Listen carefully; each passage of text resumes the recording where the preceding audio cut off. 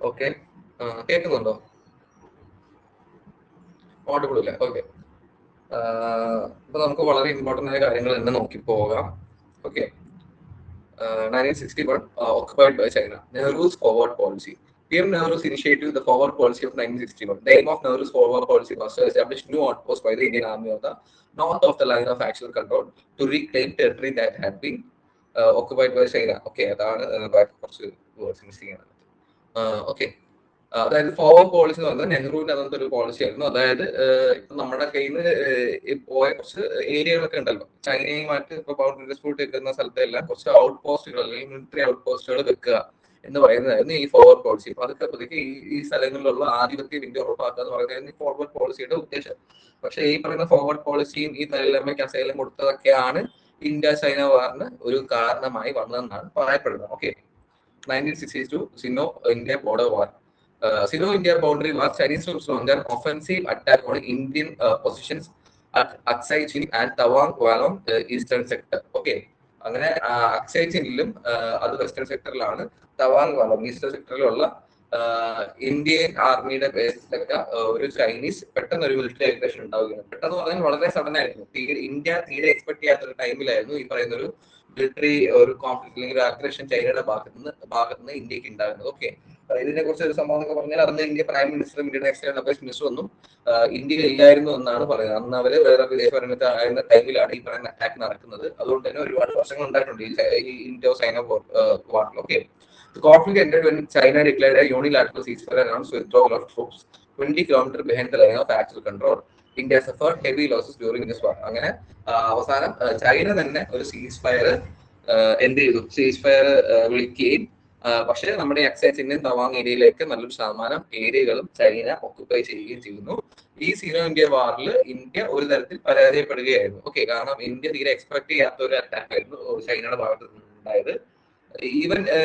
Even ആ ടൈമിൽ China India war കാരണം തന്നെ അന്നത്തെ എനിക്കൊന്ന് ഡിഫൻസ് സെക്രട്ടറി വന്നു. ഡിഫൻസ് സെക്രട്ടറിക്ക് രാജിവെച്ച് പോകേണ്ടി വന്നു. നെഹ്റുവിനെതിരെ നോൺ കോൺഫിഡൻസ് മോഷൻ വന്നു. ഈവൻ നെഹ്റു ചൈനയെ ഭയങ്കര നെഹ്റുവിന്റെ ഒരു വലിയ അലയായിട്ട് അല്ലെങ്കിൽ ഒരു വലിയ സുഹൃത്തായിരുന്നു കണ്ടുന്നത്. അപ്പൊ ചൈനയുടെ ഭാഗത്ത് ഇങ്ങനെ പെട്ടെന്ന് ഒരു അറ്റാക്ക് ഉണ്ടായത് നെഹ്റുവിനെ വലിയ തോതിൽ മാനസികമായി വിഷമിപ്പിച്ചു എന്ന് പല എഴുത്തുകളുണ്ട്. ഓക്കെ, അദ്ദേഹത്തിന്റെ ഭരണകാലം വരെ പുള്ളി അലട്ടിയിരുന്ന വലിയൊരു പ്രശ്നമായിരുന്നു ഇന്ത്യ ചൈന യുദ്ധം എന്ന് പറയുന്നത്. ഓക്കെ, അടുത്ത 1963 ഹെൻഡേഴ്സൺ ബ്രൂക്സ് റിപ്പോർട്ട് ജസ്റ്റ് നോക്കി. Henderson Brooks and Bhagat report. Henderson Brooks എന്ന് പറയുന്ന ഇന്ത്യൻ മിലിറ്ററി ലെഫ്റ്റനന്റ് ആയിരുന്നു.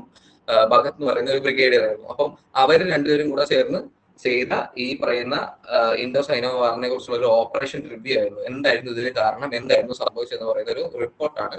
അപ്പം ഈ പറയുന്ന ഹെൻഡേഴ്സൺ ബ്രൂക്സ് റിപ്പോർട്ട് ഇന്ന് ക്ലാസിഫൈഡ് ഒരു ഡോക്യുമെന്റ് ആണ്. ഇത് ഇന്നും ഇന്ത്യൻ ആർമി പുറത്തു വിട്ടിട്ടില്ല.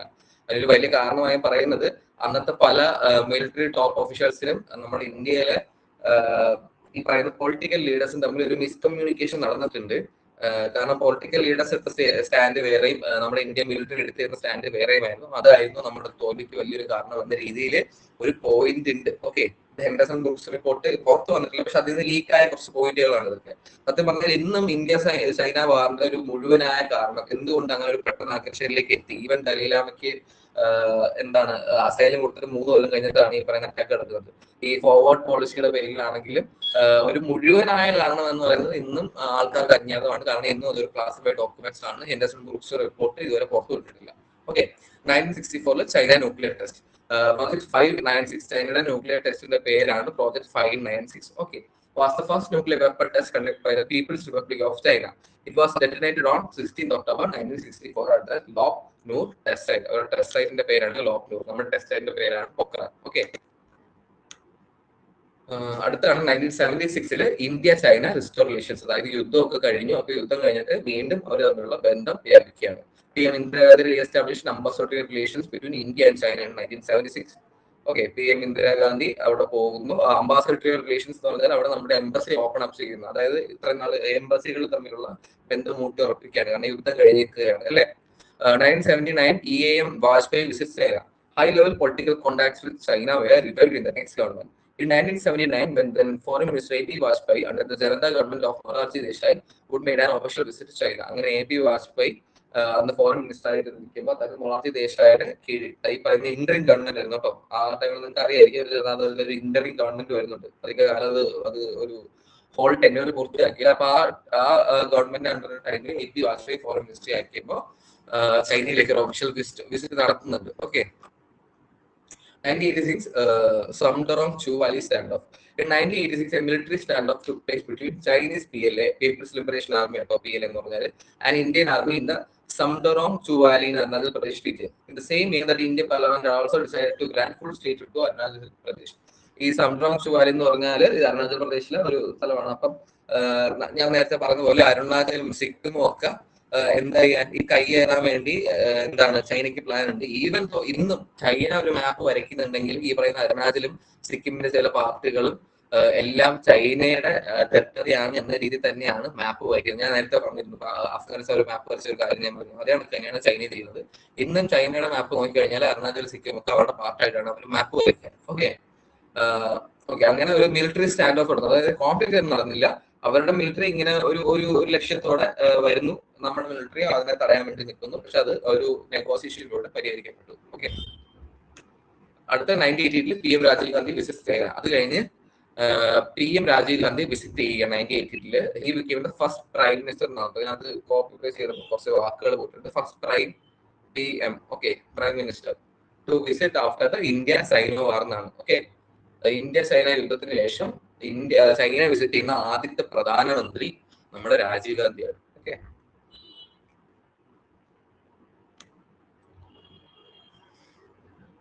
In 35 years to make a state visit to China. അതായത് 34 വർഷങ്ങൾക്ക് ശേഷം വിസിറ്റ് ചെയ്യുന്ന PM എന്ന് പറയുന്നത് രാജീവ് ഗാന്ധിയാണ്. 1998 India's nuclear test. നമ്മുടെ ഇന്ത്യയിൽ ഓപ്പറേഷൻ ശക്തി, കേട്ടോ, ഓപ്പറേഷൻ ശക്തി മറക്കരുത്. 1998 ഇന്ത്യ ഒരു ഫുൾ ന്യൂക്ലിയർ ആർംഡ് സ്റ്റേറ്റ് ആവുകയാണ്. ഓക്കെ. അത് operation ശക്തിയിലൂടെയാണ്.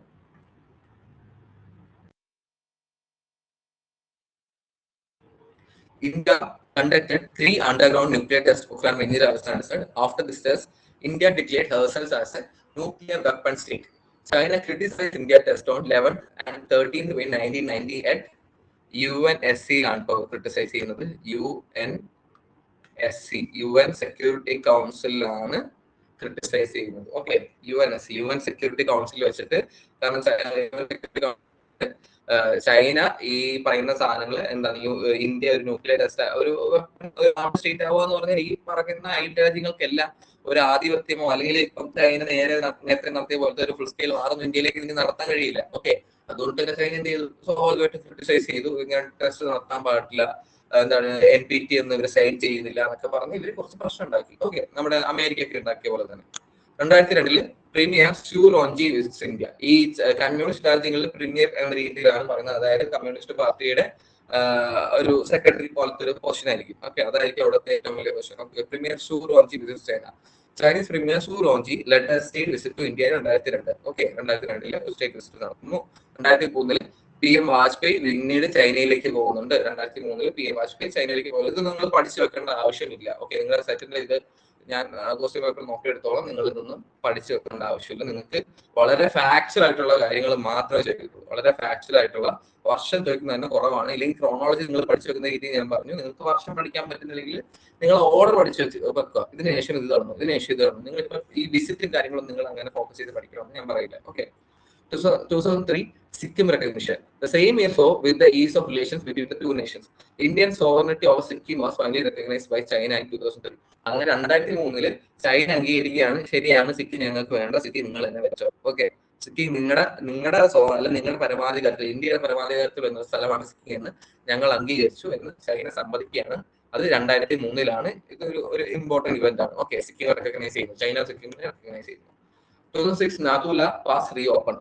In 6th July, China and India reopened Nadula Pass after a closure of 44 years. ഇത് ഇന്ത്യ ചൈന തമ്മിൽ ഒരു ട്രേഡ് റൂട്ട് എന്നൊക്കെ പറയാം, അല്ലെങ്കിൽ പീപ്പിൾ ടു പീപ്പിൾ കണക്ടിവിറ്റിക്ക് വേണ്ടിയുള്ള റൂട്ടായിരുന്നു. അത് യുദ്ധത്തിന് ശേഷം 1962 യുദ്ധത്തിന് ശേഷം ഇത് അടച്ചിട്ടേക്കുമായിരുന്നു. അങ്ങനെ 2006 വീണ്ടും ഇത് ഓപ്പൺ ചെയ്യുകയാണ്. Nadula Pass is an important strategic route connecting India North Eastern side of Sikkim with Tibet in China. Okay. ഇതിനകത്ത് വേറെ പ്രത്യേകത എന്ന് പറഞ്ഞാൽ നദുല പാസിന്റെ ഒരു പ്രത്യേകത എന്ന് പറഞ്ഞാൽ പിൽഗ്രിംസ് യൂസ് ചെയ്യുന്ന ഒരു പാസ് ആണ്. ഓക്കെ. ഈ നേരത്തെ നമ്മള് പാകിസ്ഥാന്റെ പറഞ്ഞപ്പോൾ ഞാൻ പറഞ്ഞു, പഞ്ചാബ്, പാകിസ്ഥാൻ ഓക്കുപൈ ചെയ്തിരിക്കുന്ന പഞ്ചാബ് പ്രൊവിൻസിൽ ഒരു പിൽഗ്രിമേജ് ഉണ്ട്. അപ്പൊ അങ്ങോട്ടേക്ക് വേണ്ടി അവിടെ ഒരു പാസ് നിർമ്മിച്ചു കൊടുത്തിരുന്നു, അല്ലെ? അതിന്റെ പേര് ഞാൻ പറഞ്ഞു, ഒരു പാസ് നിർമ്മിച്ചു കൊടുത്തിരുന്നു. അപ്പൊ അതുപോലെ ഉണ്ടായിരുന്ന ഒരു ഏൻഷ്യന്റ് ആയിട്ടുള്ള പാസ് ആണ് നദുല പാസ്. അത് ഈ പറയുന്ന പിൽഗ്രിംസിന് വേണ്ടി ടിബറ്റിലേക്കൊക്കെ പോകുന്ന ബുദ്ധ പിൽഗ്രിംസിനൊക്കെ വേണ്ടി ഓപ്പൺ ചെയ്ത് കൊടുത്തു, അല്ലാതെ ട്രേഡിനൊക്കെ വേണ്ടി. Okay, 2007 India joints quad. Okay, India's joining of the Quad initiative in May 2007 provoked criticism from China as it looked at the new grouping with suspicion. Quad എന്ന് പറഞ്ഞാൽ അറിയാലോ, ക്വാഡ് എന്ന് പറഞ്ഞാൽ ഇൻഡോ പസഫിക് റീജിയൻ. ഞാൻ പറഞ്ഞു Indo Pacific റീജിയന്റെ importance ഞാൻ പറഞ്ഞു. അപ്പൊ ഇൻഡോ പസഫിക് റീജിയനിൽ പ്രവർത്തിക്കുന്ന ഒരു മൾട്ടി സെക്ടറൽ ഒരു ഡെവലപ്മെന്റ് ഗ്രൂപ്പാണ്. അതായത് ഇന്ത്യ, ചൈന, ഓസ്ട്രേലിയ, ജപ്പാൻ. ഏതൊക്കെയാണ്? India, China, Australia, Japan. ഇത് 4 ക്വാഡ് രാജ്യങ്ങൾ. ഇപ്പം തന്നെ പഠിച്ചോ, India, China, Australia, Japan. Okay, ഈ ക്വാഡ് രാജ്യങ്ങൾക്ക് അവിടെ അവരുടെ ഒരു മൾട്ടി സെക്ടറൽ എൻഗേജ്മെന്റ്സിന് വേണ്ടിയുള്ള ഒരു അസോസിയേഷനാണ് ക്വാഡ്. ഈ ക്വാഡിന്റെ വേറൊരു ഉദ്ദേശം എന്ന് പറയുന്നത് ഇൻഡോ പസഫിക് റീജിയനിൽ ചൈനയ്ക്കുള്ള ആധിപത്യം കുറയ്ക്കുക, അല്ലെങ്കിൽ അതിനെ ബൈപ്പാസ് ചെയ്യുക എന്നൊരു ഉദ്ദേശം കൂടെ ഈ ക്വാഡ് എന്ന് പറഞ്ഞ ഇനിഷ്യേറ്റീവിനുണ്ട്. കാരണം അമേരിക്ക, ഇന്ത്യ എന്ന് പറയുന്ന ഈ 2 രാജ്യങ്ങൾക്ക് എന്തുണ്ട്? ഈ പറയുന്ന ചൈനയുമായിട്ട് ചില പ്രശ്നങ്ങളുണ്ട്. ചൈനയ്ക്ക് ഈ സൗത്ത് ഏഷ്യ എന്ന് പറഞ്ഞ ഒരു വലിയൊരു ഒരു റീജിയനിലുള്ള ആധിപത്യം കുറയ്ക്കാൻ പറഞ്ഞ 2 രാജ്യങ്ങളുടെ ആവശ്യമാണ്. ഓക്കെ, അപ്പൊ അതിന് ക്വാഡ് ഇവർ യൂസ് ചെയ്യുന്നുണ്ട്. 2009 India joins BRICS. India join BRICS in the first semester held Yekaterinburg, Russia in 2009. Okay, ഈ ഫസ്റ്റ് സമ്മിറ്റ്, ബ്രിക്സിന്റെ ഫസ്റ്റ് സമ്മിറ്റ് നടന്ന സ്ഥലമാണ് യെക്കറ്ററിൻബർഗ്, റഷ്യ. ഓക്കെ, ഇത് ജസ്റ്റ് നോട്ട് ചെയ്ത് വെക്കുക. നമ്മൾ അസോസിയേഷൻസ്, ഓർഗനൈസേഷൻ പഠിക്കുമ്പോൾ ഇത് പഠിക്കും. എന്നാലും നിങ്ങൾ ഇപ്പൊ തന്നെ പഠിച്ചു, കാരണം ഇത് 2-3 വർഷം ചോദിച്ചിട്ടുള്ള ഒരു ക്വസ്റ്റ്യനാണ്. ബ്രിക്സിന്റെ ഫസ്റ്റ് സമ്മിറ്റ് എവിടെയാണ് നടന്നത്? ബ്രിക്സിന്റെ ഫസ്റ്റ് സമ്മിറ്റ് നടന്നതാണ് Yekaterinburg, Russia. Okay, 2009 India joins BRICS. Okay, 2009 India ബ്രിക്സിൽ ജോയിൻ ചെയ്യുന്നു. ബ്രിക്സിൽ ആരുണ്ട്? ബ്രിക്സിൽ ചൈനയുണ്ട്. ബ്രിക്സിലുള്ള രാജ്യങ്ങൾ ഏതൊക്കെയാണെന്ന് അറിയോ? BRICS. ഏതൊക്കെ രാജ്യങ്ങളാണുള്ളത്? ബി ഏതാണ്? ബി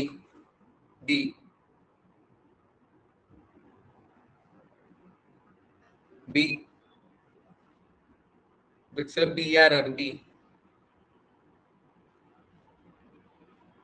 ബ്രിക്സിൽ ബി ആരാണ്? B Britain.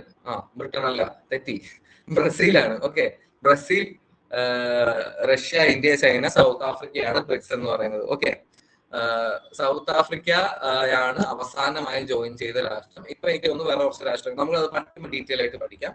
അപ്പൊ ഇവര് 5 പേരാണ് പ്രാഥമിക അംഗങ്ങൾ. ഓക്കെ, അത് അടുത്താണ് ഡോക്ലം ക്രൈസിസ്. ഡോക്ലം ക്രൈസിസ് എന്ന് പറഞ്ഞ military stand of between India and China lasted for 73 days. Chinese troops were trying to construct a road in the area, and Indian troops, in aid of their Bhutanese counterparts, objected to it, resulting in the standoff. Okay, അപ്പോൾ ഡോക്ലം എന്ന് പറയുന്നത് ഈ ഇന്ത്യയും ചൈനയും ഭൂട്ടാനും കൂടെ വരുന്ന ഒരു try junction ആണ്. അതായത് ഈ 3 സ്ഥലങ്ങളുടെയും കൂടെ കൂട്ടിമുട്ടുന്ന ഒരു ബോർഡർ ഡിസ്പ്യൂട്ടഡ് ഏരിയ ആണ് ഈ ഡോക്ലം എന്ന് പറഞ്ഞ സ്ഥലം. അപ്പൊ അവിടെ വെച്ച് ഒരു സ്റ്റാൻഡ് ഓഫ് നടക്കുകയാണ്. അതായത് ചൈന നൈസിന് ഒരു റോഡ് അവിടെ പണിഞ്ഞ് അവരൊരു ആധിപത്യം സൃഷ്ടിച്ചെടുക്കാൻ നോക്കി. അത് ചൈന കാലാകാലങ്ങൾ ഈ പറയുന്ന അധിനിവേശം നടത്താൻ അല്ലെങ്കിൽ ആധിപത്യം എടുക്കാൻ നോക്കുന്ന സ്ഥലങ്ങളെല്ലാം ചെയ്യുന്ന ഒരു ടാക്ടിക്സ് ആണ്. അതിനെ സലാമി സ്ലൈസിംഗ് എന്നാണ് പറയുന്നത്. നമുക്ക് നോക്കാം. അതായത് ഈ ചെറിയ ചെറിയ ഇൻഫ്രാസ്ട്രക്ചർ അല്ലെങ്കിൽ ചെറിയ ചെറിയ കെട്ടിടങ്ങൾ, റോഡ്, അല്ലെങ്കിൽ ഇപ്പൊ കോസ്റ്റ് ഏരിയയൊക്കെ ആണെങ്കിൽ ചെറിയ ആർട്ടിഫിഷ്യൽ ഐലൻഡ്സ് ഒക്കെ ഇവർക്ക് പണിയും. അപ്പൊ പണിഞ്ഞ് ഇവരെന്ത് കടത്തി ഇവരുടെ ഔട്ട് പോസ്റ്റുകളൊക്കെ വെച്ച് ഇവരുടെ ഒരു അഡ്മിനിസ്ട്രേഷൻ അണ്ടറിലേക്ക് എത്തിക്കും. അപ്പൊ അതിനൊക്കെ വേണ്ടിയാണ് ഡോക്ലം, അവര് ഭൂട്ടാന്റെ ഡോക്ലം ഏരിയ ഇവരെ നോക്കിയത്. പക്ഷെ അവിടെ നമ്മുടെ ഇന്ത്യൻ മിലിറ്ററി ഇടപെടുകയും ഈ പറയുന്ന ഒരു സ്റ്റാൻഡ് ഓഫ് ഒരു ഇപ്പൊ ഗൽവാൻ പോലൊരു അടിപിടിയൊന്നും ആയില്ല. അവിടെ വെച്ച് തന്നെ അത് സോൾവ് ആയി പോവുകയും ചെയ്തു. പക്ഷെ അത് 73 ദിവസത്തോളം ഈ സ്റ്റാൻഡ് ഓഫ് നിന്ന്. Okay, 2009 Wuhan summit. The first informal summit held between PM Modi and President Xi Jinping to build India-China relations upon mutual respect and mutual sensitivity. Okay, അപ്പം PM മോദി വന്നതിന് ശേഷം ചൈനയിലെ പ്രസിഡന്റ് ഷീ ജിൻപിങ് തമ്മിൽ നടന്ന first summit ആണ് Wuhan summit എന്ന് പറയുന്നത്. Okay, second summit ആണ് മാമല്ലപുരം സമ്മിറ്റ്. മാമല്ലപുരം എന്ന് പറഞ്ഞാൽ ചിലപ്പോൾ നിങ്ങൾക്ക് മനസ്സിലാവില്ല. മഹാബലിപുരം എന്ന് കേട്ടിട്ടുണ്ടാവില്ല. മഹാബലിപുരമാണ് കേട്ടോ ഈ മാമല്ലപുരം. ഓക്കെ, മഹാബലിപുരത്താണ് സെക്കൻഡ് സമ്മിറ്റ് നടക്കുന്നത്. Okay,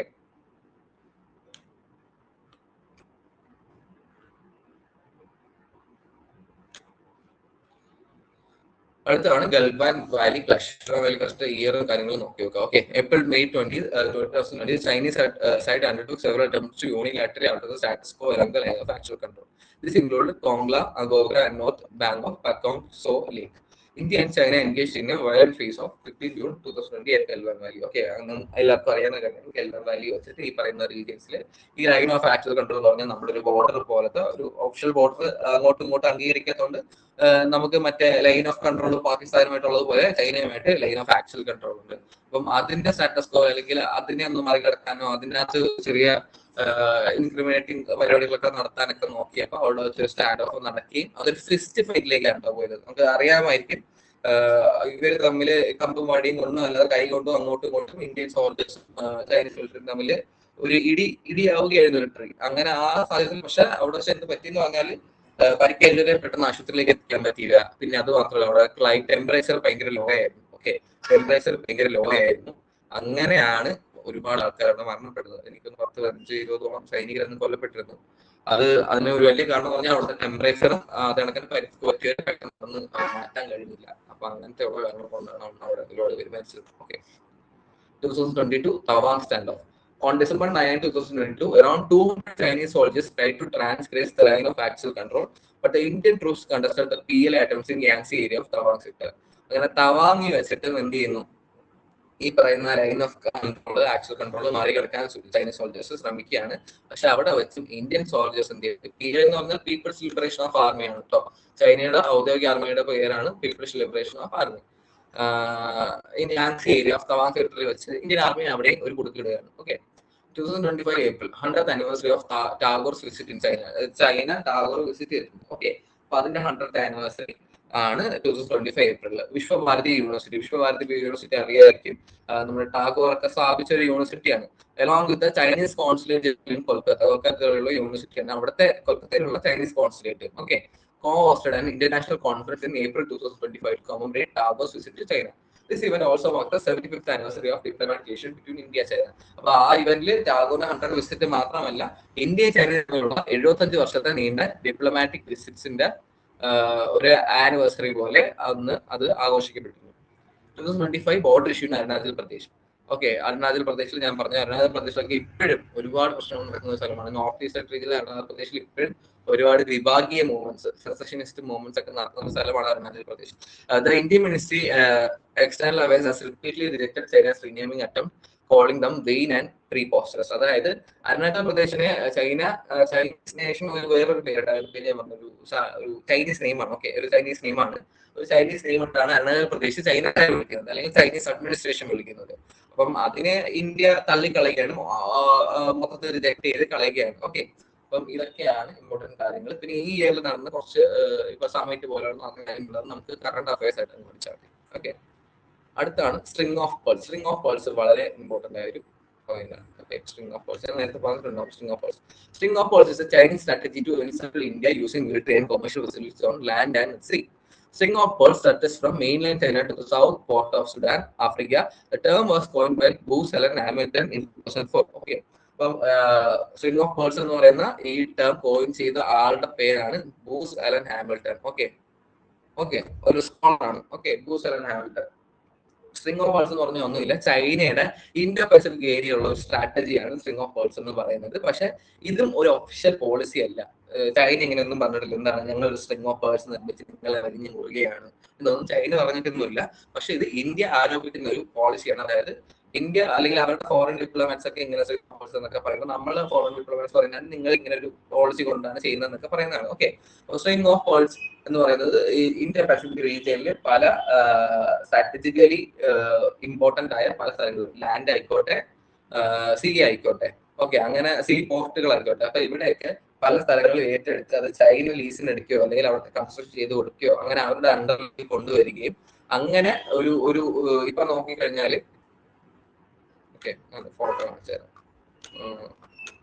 That's in next page. Okay. String of pearls stretches from mainland China to the south port of Sudan. അതായത് നമ്മൾ പറഞ്ഞത് ആഫ്രിക്കയിൽ നിന്ന് നോർത്ത് അമേരിക്ക വരെ പോകുന്നതാണ് ഇൻഡോ പസഫിക് റീജിയൻ. അപ്പം south port of Sudan. Major purse in the Indian ocean includes Hambantota. ശ്രീലങ്കയിലെ Hambantota port ആരാണ് ഏറ്റെടുത്തിരിക്കുന്ന ഒരു ചോദ്യം ഉണ്ടായിരുന്നു. ഓക്കെ, ഗ്വാദർ, പാകിസ്ഥാൻ. ഈ പറയുന്ന ഗ്വാദർ ഒരു പോർട്ടാണ് പാകിസ്ഥാനുള്ള. ഇതിനെ കൗണ്ടർ ചെയ്യാൻ വേണ്ടിയാണ് ഇന്ത്യ ഇറാനില് ഏത് പോർട്ട് നിർമ്മിച്ചു കൊടുത്തത്? ചഹാബാർ എന്ന് പറഞ്ഞ പോർട്ട് കാര്യം നമ്മൾ പഠിച്ചില്ലേ? ചഹാബാർ പോർട്ട് മേടിച്ചത് ഈ ഗ്വാദർ എന്ന് പറഞ്ഞ പാകിസ്ഥാന്റെ പോർട്ടിനെ കൗണ്ടർ ചെയ്യാൻ വേണ്ടിയാണ്. ക്യാപ്യൂ മ്യാൻമാർ, ചിട്ടഗോങ് ബംഗ്ലാദേശ്. അപ്പൊ ഇതൊക്കെയാണ് ഇമ്പോർട്ടന്റ് ആയ ഇതൊക്കെ പോർട്ടുകളാണ് കേട്ടോ. അങ്ങനെ പോർട്ടുകളെ ചൈന ഏറ്റെടുത്തേക്കാണ്, അല്ലെങ്കിൽ അവിടുത്തെ കൺസ്ട്രക്ഷൻ ചെയ്ത് കൊടുക്കുന്ന ആരാണ്? ചൈനയാണ്. അപ്പൊ ഇതിന്റെ ഇമേജ് കണ്ടാൽ നിങ്ങൾക്ക് കുറച്ചുകൂടെ കാര്യം വ്യക്തമായി മനസ്സിലാവും. ഓക്കെ, ഇതാണ് സ്ട്രിംഗ് ഓഫ് പേൾസ് എന്ന് പറയുന്നത്. കണ്ടില്ലേ? ഈ പറയുന്ന ശ്രീലങ്കയിൽ ഇന്ത്യയെ വഴിഞ്ഞു മുറുകുക എന്ന് പറയുന്ന ഒരു ഐഡിയ ആണ് ഇത് വെച്ചേക്കുന്നത്. മനസ്സിലായത്?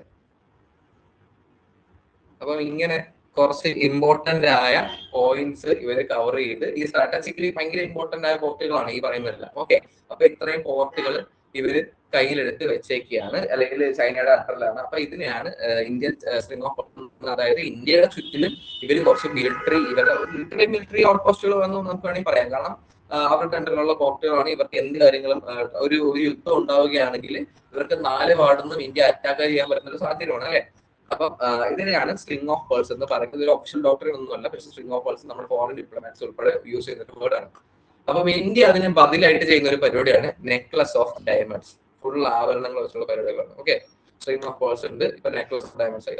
The necklace of diamonds represents India's response to China's growing influence in the Indian Ocean and South China Sea. Okay, the strategy includes developing naval bases, improving relations with other countries, and expanding military bases. Necklace of Diamonds strategy is a term coined by India's Foreign Minister Secretary Lalit Mansingh while speaking at a think tank in 2011. അപ്പം ഇത് same necklace of diamonds ഇന്ത്യയുടെ ഒരു തിരിച്ചുള്ള ഒരു ഇതേ പറയുന്ന land and പല പോർട്ടുകളും ഏറ്റെടുത്ത് ഇന്ത്യ പണിഞ്ഞു കൊടുക്കുകയൊക്കെ ചെയ്യുന്നത്. ഇപ്പൊ കണ്ടോ, ഷഹബാർ port, ഇറാനുള്ള ഷഹബാർ port, സീഷൽസിൽ assumptions, Changi Singapore, സബാങ് Indonesia, വിയറ്റ്നാമില്, ജപ്പാനില്, മംഗോളിയയിലല്ല India. ഇവര് ഇങ്ങനെ ഒരു പരിപാടി പിടിച്ചപ്പോ, അതായത് ഇങ്ങനെ ഒരു ചുറ്റിലും സ്ട്രിംഗ് ഓഫ് പേൾസ് എന്ന് പറഞ്ഞ് കുറച്ച് സ്ട്രാറ്റജിക്കലി ഇമ്പോർട്ടന്റ് ആയ പോർട്ടുകൾ ചൈന ഏറ്റെടുത്തപ്പോ ഇന്ത്യ എന്ത് ചെയ്തു? ഇന്ത്യ അതിന് മുകളിൽ കൂടെ ഒരു വട്ടം വരച്ച് കുറെ പോർട്ടുകൾ ഇവര് ഇന്ത്യയുടെ അണ്ടറിലേക്ക് കൊണ്ടുവന്നിട്ടുണ്ട്. പല നാട്ടുകളായിട്ട് കൺസ്ട്രക്ഷൻ ചെയ്യാനുള്ള സഹായത്തിനും കാര്യങ്ങളെല്ലാം ചെയ്ത് എന്തുകൊണ്ടുണ്ട് കുറെ സ്ഥലങ്ങൾ കൊണ്ടുവന്നിട്ടുണ്ട്. അപ്പൊ ഇതാണ് നെക്ലസ് ഓഫ് ഡയമണ്ട്സ് എന്ന് പറയുന്നത്. ഓക്കെ, നിങ്ങൾ ജസ്റ്റ് ഈ ഐഡിയ പഠിച്ചു വെച്ചാൽ മതി. നെക്ലസ് ഓഫ് ഡയമണ്ട്സ് ഇന്ത്യയുടെ ആണ്, സ്ട്രിംഗ് ഓഫ് പേൾസ് അവരുടെയാണ്, ചൈനയുടെ ആണ്. ഓക്കെ, അടുത്താണ് സലാമി സ്ലൈസിംഗ്. സലാമി സ്ലൈസിംഗ് എന്ന് പറഞ്ഞാൽ it's a strategy where nation executes minor steady actions to extend control in contested territories. Over time, these actions collectively lead to a major shift in control, often without immediate conflict. ഇതാണ് ഞാൻ ഡോക്ടറിൽ പറഞ്ഞൊരു point. Okay, Salami slicing. Salami slicing എന്ന് പറഞ്ഞാൽ ഒന്നുമില്ല, ഇപ്പൊ China മാത്രമല്ല, ലോകത്തിലെ പല രാഷ്ട്രങ്ങൾ ചെയ്യുന്ന ഒരു പരിപാടിയാണ്. അതായത് ഇവർക്ക് അതായത് ഇവരുടെ അണ്ടറിൽ കൊണ്ടുപോകണം ഇവർ വിചാരിക്കുന്ന കുറച്ച് ഡിസ്പ്യൂട്ട് ഏരിയയിൽ ഇവരെന്ത് ചെയ്യുന്നു പറഞ്ഞാൽ ചെറിയ ഇൻഫ്രാസ്ട്രക്ചർ പ്രോജക്ട്സ്, ഈ ഏരിയസ് ആണെങ്കിൽ ആർട്ടിഫിഷ്യൽ ഐലൻഡ്സ്, ഇതെല്ലാം ഇങ്ങനെ ചെറുതായിട്ട് പണിഞ്ഞ് ഇവരെന്ത് ചെയ്യും? ചെറുതായി പതുക്കെ കൈകടത്തി ഇത് ഇവരുടെ അഡ്മിനിസ്ട്രേഷന്റെ അണ്ടറിൽ കൊണ്ടുവരും. ഓക്കെ, കുറച്ച് കാലം എടുക്കും, സമയം എടുക്കും. ചൈന വലിയ തോതിൽ ചെയ്യുന്നതാണ്. എന്ത് ചെയ്യുന്നത്? ഡിസ്പ്യൂട്ട് ഏരിയയിൽ ഇവരെന്ത് ചെയ്യും? പതുക്കെ ഓരോ ഇൻഫ്രാസ്ട്രക്ചർ, കെട്ടിടങ്ങൾ, റോഡുകൾ, ഇതൊക്കെ പണിഞ്ഞ് കൊണ്ടുവന്ന് ഈ പറയുന്ന ലൈൻ ഓഫ് ആക്ഷൻ കൺട്രോളൊക്കെ താണ്ടി ഈ പറഞ്ഞ ഡിസ്പ്യൂട്ട് ഏരിയാസ് ഇവർ പതുക്കെ ടേക്ക് ഓവർ ചെയ്യും. അങ്ങനെ സംഭവങ്ങൾ നടന്നിട്ടുണ്ട്. ഓക്കെ, അപ്പം ആ ഒരു പോളിസിനെ പറയുന്നതാണ് സലാമി സ്ലൈസിംഗ് എന്ന്. Okay,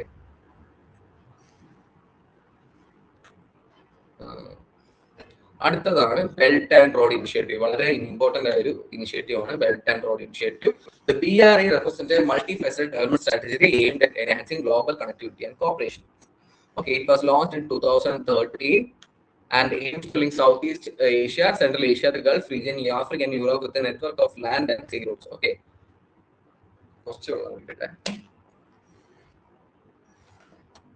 Okay.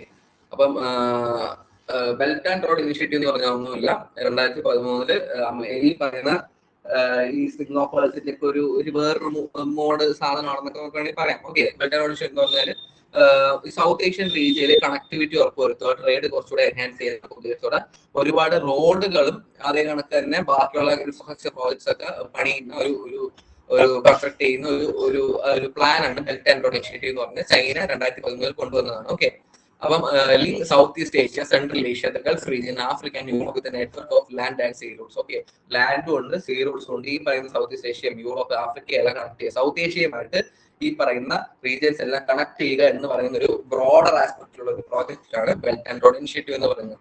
The project was first name the one belt one road. അപ്പൊ വേണമെങ്കിൽ ചോദിക്കാം, ഈ ബെൽറ്റ് ആൻഡ് റോഡ് ഇനിഷ്യേറ്റീവിന്റെ ഫസ്റ്റ് പേര് എന്തായിരുന്നു? അപ്പൊ ഇവർ ഇങ്ങനെ ഓപ്ഷൻസ് ഇടും, one road, one belt, two belt, one road എന്നൊക്കെ പറഞ്ഞാൽ വേണമെങ്കിൽ ഓപ്ഷൻസ് ഇടാം. അപ്പൊ നമ്മൾ കറക്റ്റായിട്ട് പറയാം വൺ ബെൽറ്റ് വൺ റോഡ് എന്നായിരുന്നു എന്ത് BRI ബെൽറ്റ് ആൻഡ് റോഡ് ഇനിഷ്യേറ്റീവിന്റെ ഫസ്റ്റ് പേര്. But renamed as the BRI to convey a more open and inclusive initiative as oppose to a Chinese dominated one. Okay, അങ്ങനെ വൺ ബെൽറ്റ് വൺ റോഡ് എന്ന് പറയുന്നതിന്റെ ഇവര് പേര് മാറ്റാൻ കാരണം എന്ന് പറഞ്ഞാൽ വൺ ബെൽറ്റ് വൺ റോഡ് എന്ന് പറഞ്ഞാൽ അതിന്റെ ഒരു ആശയം എങ്ങോട്ടായിരിക്കും? ഒരു റോഡ്, ഒരു ബെൽറ്റ്, ഒരു റോഡ്, അതായത് എല്ലാം ചൈനയിലേക്ക് കേന്ദ്രീകരിച്ചിരുന്ന ഒരു ഐഡിയ ആ വാക്കിനുണ്ട് അല്ലെ. കാരണം വൺ ബെൽറ്റ് വൺ റോഡ് എന്ന് പറയുമ്പോൾ എല്ലാം ഞങ്ങളിലേക്ക് കേന്ദ്രീകരിച്ചിരുന്ന ഐഡിയ ഉണ്ട്. അപ്പൊ അത് ഒഴിവാക്കാൻ വേണ്ടിയാണ് ഇവര് നൈസായിട്ട് ബെൽറ്റ് ആൻഡ് റോഡ് ഇനിഷ്യേറ്റീവ് എന്ന് പറഞ്ഞ അതിന്റെ പേര് മാറ്റി. ഓക്കെ, ബെൽറ്റ് ആൻഡ് റോഡ് ഇനിഷ്യേറ്റീവില് ഇന്ത്യ സിഗ്നറ്റോറി അല്ല. India belt and road initiative sign ചെയ്തിട്ടില്ല, അതിനെ എതിർക്കുന്നതുകൊണ്ട്. പക്ഷെ പാകിസ്ഥാനൊക്കെ belt and road initiative sign ചെയ്തു. പക്ഷെ അതിന്റെ ഒരു ഇന്ത്യ എതിർക്കാൻ വലിയൊരു കാരണം എന്ന് പറഞ്ഞാൽ ഈ ബെൽറ്റ് ആൻഡ് റോഡ് ഇനിഷ്യേറ്റീവിലെ ഒരു റോഡ് അല്ലെങ്കിൽ ഒരു ഹൈവേ പോകുന്നത് പാകിസ്ഥാൻ ഒക്കുപ്പൈ ചെയ്യുന്ന കാശ്മീരിൽ കൂടെയാണ്. ഓക്കെ, POK കൂടെയാണ് ബെൽറ്റ് ആൻഡ് റോഡ് ഇനിഷ്യേറ്റീവിന്റെ പ്രധാനപ്പെട്ട റോഡ് പോകുന്നത്. ഓക്കെ, അപ്പം അത് ആർക്ക് കൺസേൺ ആണ് അല്ലെങ്കിൽ ആർക്കൊരു സെക്യൂരിറ്റി ത്രെറ്റ് ആണ്? കാരണം POK പാകിസ്ഥാൻ ഒക്കുപൈഡ് കാശ്മീർ ഒരു ഡിസ്പ്യൂട്ടഡ് ഏരിയ ആണ് അല്ലെ. യുദ്ധത്തിലൂടെ നമ്മുടെ കയ്യിൽ നിന്ന് പോയ ഒരു ഏരിയ ആണ് പാകിസ്ഥാൻ ഒക്കുപൈഡ് കാശ്മീർ എന്ന് പറയുന്നത്. അപ്പം അവിടെ കൂടെ ചൈന ഒരു റോഡ് പണിഞ്ഞു കൊടുക്കുന്നു, അതിന് ഒരു ഗ്ലോബൽ തീം കൊടുക്കുന്നു എന്നൊക്കെ പറയുന്നത് ഇന്ത്യക്ക് ഒരു സെക്യൂരിറ്റി കൺസേൺ ആണ്, അല്ലെങ്കിൽ സെക്യൂരിറ്റി ത്രെറ്റ് ആണ്. അതുകൊണ്ട് തന്നെ ഇന്ത്യ അതിനെ സൈൻ ചെയ്തിട്ടില്ല, ഇന്ത്യ അതിനെ എതിർക്കുന്നുണ്ട്. Initiative includes two principal components: silk road economic belt and maritime silk road. Silk road എന്ന് പറഞ്ഞാൽ പണ്ട് കാലത്ത് ഉണ്ടായിരുന്ന ഒരു ട്രേഡ് റൂട്ട് ആയിരുന്നു. അപ്പം അതുപോലെ സിൽക്ക് റോഡ് ഒരു ഹൈവേ അല്ലെങ്കിൽ ഒരു റോഡ്, ലാൻഡ് ത്രൂ ഒരു റൂട്ട് ഉണ്ടാക്കുക, സീ ത്രൂ ഒരു റൂട്ട് ഉണ്ടാക്കുക. ഇതാണ് ബെൽറ്റ് ആൻഡ് റോഡ് ഇനിഷ്യേറ്റീവിന്റെ പ്രധാന ഐഡിയ. ഓക്കെ, അടുത്തതാണ് ഇന്ത്യ US. എനിക്കറിയാം ഞാൻ കുറച്ച് സ്പീഡിലാണ് പോകുന്നത്, കാരണം നിങ്ങൾക്ക് ഒരുപാട് ഇന്റർനാഷണൽ കേസുകൾക്ക് ഒരുപാട് കാര്യങ്ങൾ പറയാനുണ്ട്. അതുകൊണ്ട് നമുക്ക് വളരെ മേജറായ പോയിന്റ്സ് കവർ ചെയ്ത് നിങ്ങളുടെ ക്വസ്റ്റ്യൻ പേപ്പർ അനുസരിച്ച്. അപ്പൊ ഞാൻ നോക്കിയപ്പോൾ നിങ്ങളുടെ ഈ പറയുന്ന മോഡ്യൂളിന് അധികം വെയിറ്റേജ് ഒന്നും ഇല്ല. ചോദിച്ചുള്ള ചോദ്യങ്ങളെല്ലാം ഭയങ്കര സിമ്പിളുമാണ്. അപ്പം നമുക്ക് ഒരുപാട് പുഷ് ചെയ്യാതെ എന്നാൽ മാക്സിമം നിങ്ങൾക്ക് കുറച്ചും കൂടെ എക്സാം ഓറിയന്റഡ് പഠിക്കാം. ഓക്കെ, 1949 നമ്മളപ്പോ US ചൈനയുടെ ആക്രമണങ്ങൾ കഴിഞ്ഞു. ഇനി US ആയിട്ടുള്ള എന്തൊക്കെ പ്രശ്നങ്ങൾ നമുക്ക് നോക്കാം. 1949 PM Nehru visits USA. 1949 Harry Truman പ്രധാനമന്ത്രി ആയിരിക്കുമ്പോൾ ഹാരി ട്രൂമൻ ആരുടെ പ്രധാനമന്ത്രി? US പ്രധാനമന്ത്രി ആയിരിക്കും. നമ്മുടെ PM നെഹ്റു അവിടെ ഒരു മൾട്ടി വീക്ക്, അതായത് 2-3 വീക്കിലേക്ക് ഒരു യുണൈറ്റഡ് സ്റ്റേറ്റ് വിസിറ്റ് നടത്തുന്നു. Okay, this trip precedes India's formal declaration of independence and Cold War. This stands as the tone for future India-US relations. അതായത് ഈ ട്രിപ്പ് എന്ന് പറയുന്നത് നമ്മളൊരു കോൾഡ് വാറിന്റെ സിറ്റുവേഷനിലാണല്ലോ. അപ്പം നമ്മൾ ഇൻഡിപെൻഡന്റ് സ്റ്റാൻസ് എടുക്കുന്നു എന്ന് പറഞ്ഞതിന് ശേഷമൊക്കെ നടന്ന ഒരു ട്രിപ്പാണ് ഈ പറയുന്ന ഫസ്റ്റ് വിസിറ്റ് എന്ന് പറയുന്നത്. 1962 Pak sign SEATO and CENTO with USA. അപ്പൊ സിയേറ്റോ സെൻഡോ നിങ്ങൾക്ക് എന്താണെന്ന് അറിയായിരിക്കും. സിയേറ്റോ സെൻഡോ എന്ന് പറഞ്ഞാൽ ഈ പറയുന്ന ഈ കോൾഡ് വാർ നടക്കുന്ന സമയത്ത് ഈ അലയൻസിനെ ഉണ്ടാക്കാൻ വേണ്ടി ഈ പറയുന്ന ഇന്ത്യ അല്ല, ഈ പറയുന്ന US സ്റ്റാർട്ട് ചെയ്ത കുറച്ച് ഒരു അഗ്രിമെന്റ്സ് ആണ്, അല്ലെങ്കിൽ ഒരു കുറച്ച് അസോസിയേഷൻ പോലത്തെ പരിപാടികളാണ് സിയേറ്റോ സെൻഡോ എന്നൊക്കെ പറയുന്നത്. ഓക്കെ, സിയേറ്റോ സെൻഡോയുടെ ഒക്കെ പ്രീഡെസസർ ആണ് ഈ പറയുന്ന നാറ്റോ ഒക്കെ, ഇപ്പോഴത്തെ നാറ്റോ ഒക്കെ. ഓക്കെ, അപ്പൊ പാകിസ്ഥാൻ സിയേറ്റോ സൈൻ ചെയ്യുന്നു. USA അന്ന് കോൾഡ് വാറിൽ ഒരു അലയായിരുന്നു പാകിസ്ഥാൻ എന്ന് പറയുന്നത്. പക്ഷെ ഇന്ത്യ എന്ത് ചെയ്തു? നോൺ അലൈഡ് ആയിട്ട് അല്ലെങ്കിൽ ചേരിചേരാ നയത്തിന് കൂടെ നിന്ന് ഒരു കൺട്രീനെ സപ്പോർട്ട് ചെയ്യുന്നു. പക്ഷെ USSR-ആയിട്ടൊരു ചരിവ് ഉണ്ടായിരുന്നു. ഓക്കെ, നമ്മൾ മനസ്സിലാക്കി വെക്കുക. ഇന്ത്യക്ക് എല്ലാ കാലത്തുമായിട്ടും USSR-ആയിട്ടൊരു ചരിവ് ഉണ്ടായിരുന്നു. Pakistan was an ally of the West at that time. Pakistan signed Seattle Pact in 1954 and Baghdad Pact ആണ് later സെൻഡോ എന്ന് പറഞ്ഞ് പേര് മാറ്റുന്നു. Okay, in 1955 with USA. These military agreements further the gap between India and USA. Okay, അപ്പം ഇങ്ങനത്തെ, കാരണം നമ്മുടെ അയൽ ശത്രു രാജ്യമായ ഒരു രണ്ട് യുദ്ധമൊക്കെ കഴിഞ്ഞ് നിൽക്കുന്ന ഒരു രാജ്യവുമായിട്ട് USA ഒരു പാക്റ്റിലേക്ക് ഏർപ്പെടുകയാണ് അല്ലെ. പാക്റ്റിലേക്ക് ഏർപ്പെടുമ്പോൾ ഇന്ത്യ-USA റിലേഷൻ അവിടെ വലിയൊരു സ്ട്രെയിൻ ഉണ്ടാവുകയാണ്, അല്ലെങ്കിൽ ഒരു വലിയൊരു പ്രശ്നം ഉണ്ടാവുകയാണ്. ഓക്കെ, 1962 USA സപ്പോർട്ട് ഇന്ത്യ-ചൈന വാർ. പക്ഷെ ഇന്ത്യ-ചൈന യുദ്ധം നടന്നപ്പോൾ US ആരെ സപ്പോർട്ട് ചെയ്തു? നമ്മളെ സപ്പോർട്ട് ചെയ്തു. കാരണം നമ്മളെക്കാട്ടി വലിയ ശത്രുവാണ് US-ന് ചൈന. കാരണം ചൈന ഒരു കമ്മ്യൂണിസ്റ്റ് രാഷ്ട്രമാണ് അല്ലെ. ലോകത്ത് എവിടെ കമ്മ്യൂണിസ്റ്റ് രാഷ്ട്രങ്ങൾ ഉണ്ടായിട്ടുണ്ടോ അവിടെ എല്ലാം പ്രശ്നങ്ങൾ ഉണ്ടാക്കിയിട്ടുള്ള രാജ്യമാണ് ചൈന. അല്ലെങ്കിൽ വെസ്റ്റിലുള്ള ഫ്രാൻസ് ഒക്കെ ഒരുപാട് പ്രശ്നങ്ങൾ ഉണ്ടാക്കിയിട്ടുണ്ട്. അപ്പോൾ അതേപോലെ വെസ്റ്റേൺ കൺട്രീസ് എന്തെങ്കിലും ഒരു മിലിറ്ററി കൂപ്പോ എന്തെങ്കിലും പ്രശ്നം ഉണ്ടാക്കുന്നത് ഉറപ്പായിട്ട് വന്നിരിക്കും. അപ്പം ചൈനയിലേക്ക് മാത്രമാണ് US-ന്, ചൈനയിലേക്കും ഒരു തരത്തില് ക്യൂബയിലേക്കും, ഇപ്പം നോർത്ത് കൊറിയയും ഒരു രാജ്യമാണെന്ന് പറയുന്നത്. നോർത്ത് കൊറിയ ഒരു ഈ പറയുന്ന ഒരു അയൺ ഡോമിനുള്ളിൽ പ്രവർത്തിക്കുന്ന ഒരു ക്ലോസ് എക്കണോമിക് പ്രവർത്തിക്കുന്ന രാജ്യമായിട്ട് അവരുടെ ഉള്ളിലേക്ക് മാത്രമാണ് US-ന് ഈ പറയുന്ന മിലിറ്ററി കൂപ്പൊന്നും കൊണ്ട് ഇറക്കാൻ കഴിയാതിരുന്നത്. എന്തെങ്കിലും ഒരു ഗ്യാപ്പ് ഉണ്ടായിരുന്നെങ്കിൽ അവരവിടെ അതും ചെയ്തേനെ. അവിടുത്തെ രാഷ്ട്ര ഇപ്പം ഈ വെനസ്വേലും ഇറാനിലും ഒക്കെ ചെയ്ത പോലെ അവിടെ എന്തെങ്കിലുമൊക്കെ ചെയ്തേനെ. Okay, For 1962, US pressed Kennedy during Sino-India 1962 war. US pledged to help in reply, but China had already declared a ceasefire before, and the war came to an end. പക്ഷേ US ഒക്കെ ഇടപെട്ട് സഹായിക്കുന്നൊക്കെ പറഞ്ഞിട്ടുണ്ടെങ്കിലും ചൈന അതിന് മുന്നേ എന്ത് ചെയ്തു? സീസ് fire declare ചെയ്തു. വാർ കാരണം ചൈനയ്ക്ക് അക്യൂർ ചെയ്യേണ്ട ഏരിയാസ് ഒക്കെ ചൈന അക്യൂർ ചെയ്തിരുന്നു അതിനുള്ളിൽ. അപ്പം US കുറച്ച് ലേറ്റ് ആയിപ്പോയി. അവര് സഹായിക്കാനൊക്കെ പറഞ്ഞ് വന്നപ്പോഴത്തേക്കും ഈ പറയുന്ന സംഭവം ഒന്ന് കഴിഞ്ഞു, യുദ്ധം കഴിഞ്ഞു. 1963 US agronomist collaboration brings green revolution. Okay. അപ്പൊ ഗ്രീൻ റവല്യൂഷൻ അറിയാമെങ്കിൽ നമ്മുടെ അഗ്രികൾച്ചർ സെക്ടറിൽ ഒരുപാട് മുന്നേറ്റങ്ങൾ ഉണ്ടാക്കിയതാണ് ഗ്രീൻ റവല്യൂഷൻ. MS സ്വാമിനാഥനെ കുറിച്ച് കേട്ടിട്ടുണ്ടെങ്കിൽ ഇന്ത്യയിൽ ഗ്രീൻ റവല്യൂഷന്റെ പിതാവ് MS സ്വാമിനാഥൻ ആണെങ്കിൽ ഗ്രീൻ റവല്യൂഷന്റെ പിതാവ്, മൊത്തത്തിൽ ഗ്രീൻ റവല്യൂഷന്റെ പിതാവ് എന്ന് അറിയപ്പെടുന്നതാണ് നോർമൻ ബോർലാഗ് എന്ന് പറയുന്ന ഒരു ഒരു ഒരു സയന്റിസ്റ്റ് ആണ്. Norman Borlaug high yielding wheat crops ഒക്കെ കണ്ടുപിടിച്ചത് പുള്ളിയാണ്. ഓക്കെ. ഒരുപാട് ഉൽപാദനം തരുന്ന അല്ലെങ്കിൽ ഒരുപാട് ഉൽപാദനം തരുന്ന ഈ വീറ്റിന്റെ പല വെറൈറ്റീസ് കണ്ടുപിടിച്ച ഒരു US ശാസ്ത്രജ്ഞനാണ് നോർമൻ ബോർലാഗ്. പുള്ളി ഭക്ഷ്യ ഉൽപ്പന്നങ്ങൾ കിട്ടാനൊക്കെ പുള്ളിയാണ് ഉപയോഗിക്കാൻ വേണ്ടി ഗ്രീൻ റവല്യൂഷൻ സംഭവം. 1971 USA supports Pakistan in India Pak war. അങ്ങനെ 1971 ഇത് ഞാൻ ഇന്നലെ പറഞ്ഞിരുന്നു. ഈ ഈസ്റ്റ് പാകിസ്ഥാനിലുള്ള വെസ്റ്റ് പാകിസ്ഥാനാണ് ബേസിക്കലി. എന്നിട്ടും ഈസ്റ്റ് പാകിസ്ഥാനിലുള്ള മൈനോറിറ്റീസിനെ വെസ്റ്റ് പാകിസ്ഥാനിലുള്ള ആൾക്കാരെ അടിച്ചമർന്ന കണ്ടിട്ടും അല്ലെങ്കിൽ അവിടെ ഈ പറയുന്ന ഹ്യൂമാനിറ്റേറിയൻ വയലൻസ് നടക്കുന്നത് കണ്ടിട്ടും എന്ത് ചെയ്യുന്നുണ്ട്? ഈ പറയുന്ന US പാകിസ്ഥാനെ സപ്പോർട്ട് ചെയ്യുന്നത്. Okay. Pak in the 1961 war as Richard Nixon seeks good relations in 1971 with China via Pakistan. The international context made US and Pakistan in this war. Okay. അങ്ങനെ പാകിസ്ഥാനുമായിട്ട് help ചെയ്യുന്നുണ്ട്. പക്ഷെ ഞാൻ പറഞ്ഞപ്പം അങ്ങോട്ട് എത്തിയിട്ടില്ല. അങ്ങോട്ട് എത്തിയിരുന്നെങ്കിൽ ചിലപ്പോൾ ആ യുദ്ധത്തിന്റെ നമ്മൾ പഠിക്കുന്ന ചരിത്രം തന്നെ മാറിപ്പോയി. ഓക്കെ. US ഈ പറയുന്ന 7th ഫ്ലീറ്റ് അല്ലെങ്കിൽ US വന്നിരുന്ന സൈനിക ഒരു പക്ഷെ അന്ന് ഈ പറയുന്ന ഈസ്റ്റ് പാകിസ്ഥാനിൽ എത്തിയിരുന്നെങ്കിൽ നമ്മൾ പഠിക്കുന്ന യുദ്ധത്തിന്റെ ചരിത്രം തന്നെ മാറിപ്പോയി. ആ യുദ്ധത്തിന് ചിലപ്പോൾ ഇന്ത്യക്ക് ബാക്ക് ഓഫ് ചെയ്യേണ്ടി വന്നേനെ. കാരണം അന്ന് വളരെ അഡ്വാൻസ് ആയ ഒരു മിലിറ്ററിയാണ് US മിലിറ്ററി എന്ന് പറയുന്നത്. ഇന്ത്യൻ മിലിറ്ററി വളരെ അഡ്വാൻസ് ആയ മിലിറ്ററിയാണ്. അപ്പം അതിന് നമ്മളെ സഹായിച്ചത് USSR ആണ് എന്നും പറഞ്ഞൊരു കഥയുണ്ട്. ഓക്കെ. അന്ന് അവരെ തടഞ്ഞ USSR എന്ന് പറഞ്ഞൊരു കഥയുണ്ട്. അത് അത്രത്തോളം ഒതന്റിക് ആണെന്ന് പറയാൻ കഴിയുന്നില്ല. ഓക്കെ. പറയാൻ കഴിയില്ല. കാരണം ഇത് പലരുടെ റൈറ്റിംഗ്സ് ഉള്ള കാര്യങ്ങളാണ്. 1974 India Pokhran first test. Okay. 1974 നമുക്കറിയുന്ന പോലെ ഈ ഫസ്റ്റ് ന്യൂക്ലിയർ ടെസ്റ്റ് നടക്കുകയാണ്. സ്മൈലിംഗ് ബുദ്ധ എന്നായിരുന്നു ആ ന്യൂക്ലിയർ ടെസ്റ്റിന്റെ ചില പേര് എന്ന് പറയുന്നത്. ഓക്കെ. സ്മൈലിംഗ് ബുദ്ധ ഓപ്പറേഷൻ സ്മൈലിംഗ് ബുദ്ധ എന്തുമായിട്ടാണ് നടക്കുന്നതെന്ന് പറഞ്ഞ ഒരു പ്രീവിയസ് ഇയർ ക്വസ്റ്റ്യൻ ഉണ്ട്. ഓക്കെ. ഓപ്പറേഷൻ സ്മൈലിംഗ് ബുദ്ധ. ഓക്കെ. അതാണ് നമ്മുടെ ഫസ്റ്റ് ന്യൂക്ലിയർ ടെസ്റ്റ്. പൊക്രാൻ റീജിയനിൽ നടന്ന ഫസ്റ്റ് ന്യൂക്ലിയർ ടെസ്റ്റിന്റെ പേരാണ് ഓപ്പറേഷൻ സ്മൈലിംഗ് ബുദ്ധ. ഓക്കെ. പേരെന്താണ്? ഓപ്പറേഷൻ ശക്തി. 1998 1974 ഓക്കെ. ഇതായിരുന്നപ്പോ ജിമ്മി കാർട്ടർ അവിടുത്തെ പ്രസിഡന്റ് വിസിറ്റ് ചെയ്യുന്നു. ഓക്കെ. വിസിറ്റ് ഒന്നും ഞാൻ അങ്ങനെ എക്സ്പ്ലെയിൻ ചെയ്യുന്നില്ല, ജസ്റ്റ് പറഞ്ഞു പോകുന്നുള്ളൂ. കാരണം വിസിറ്റ് ചോദ്യമൊന്നും വരില്ല. PM ഇന്ദിരാഗാന്ധി. പിന്നെ 1982 ഇന്ദിരാഗാന്ധി പ്രസിഡന്റ്.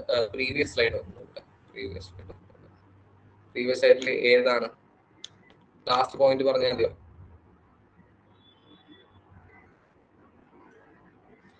ജസ്റ്റ് ഞാൻ പെട്ടെന്ന് പറഞ്ഞു പ്രീവിയസ് സൈഡിൽ. ഓക്കെ.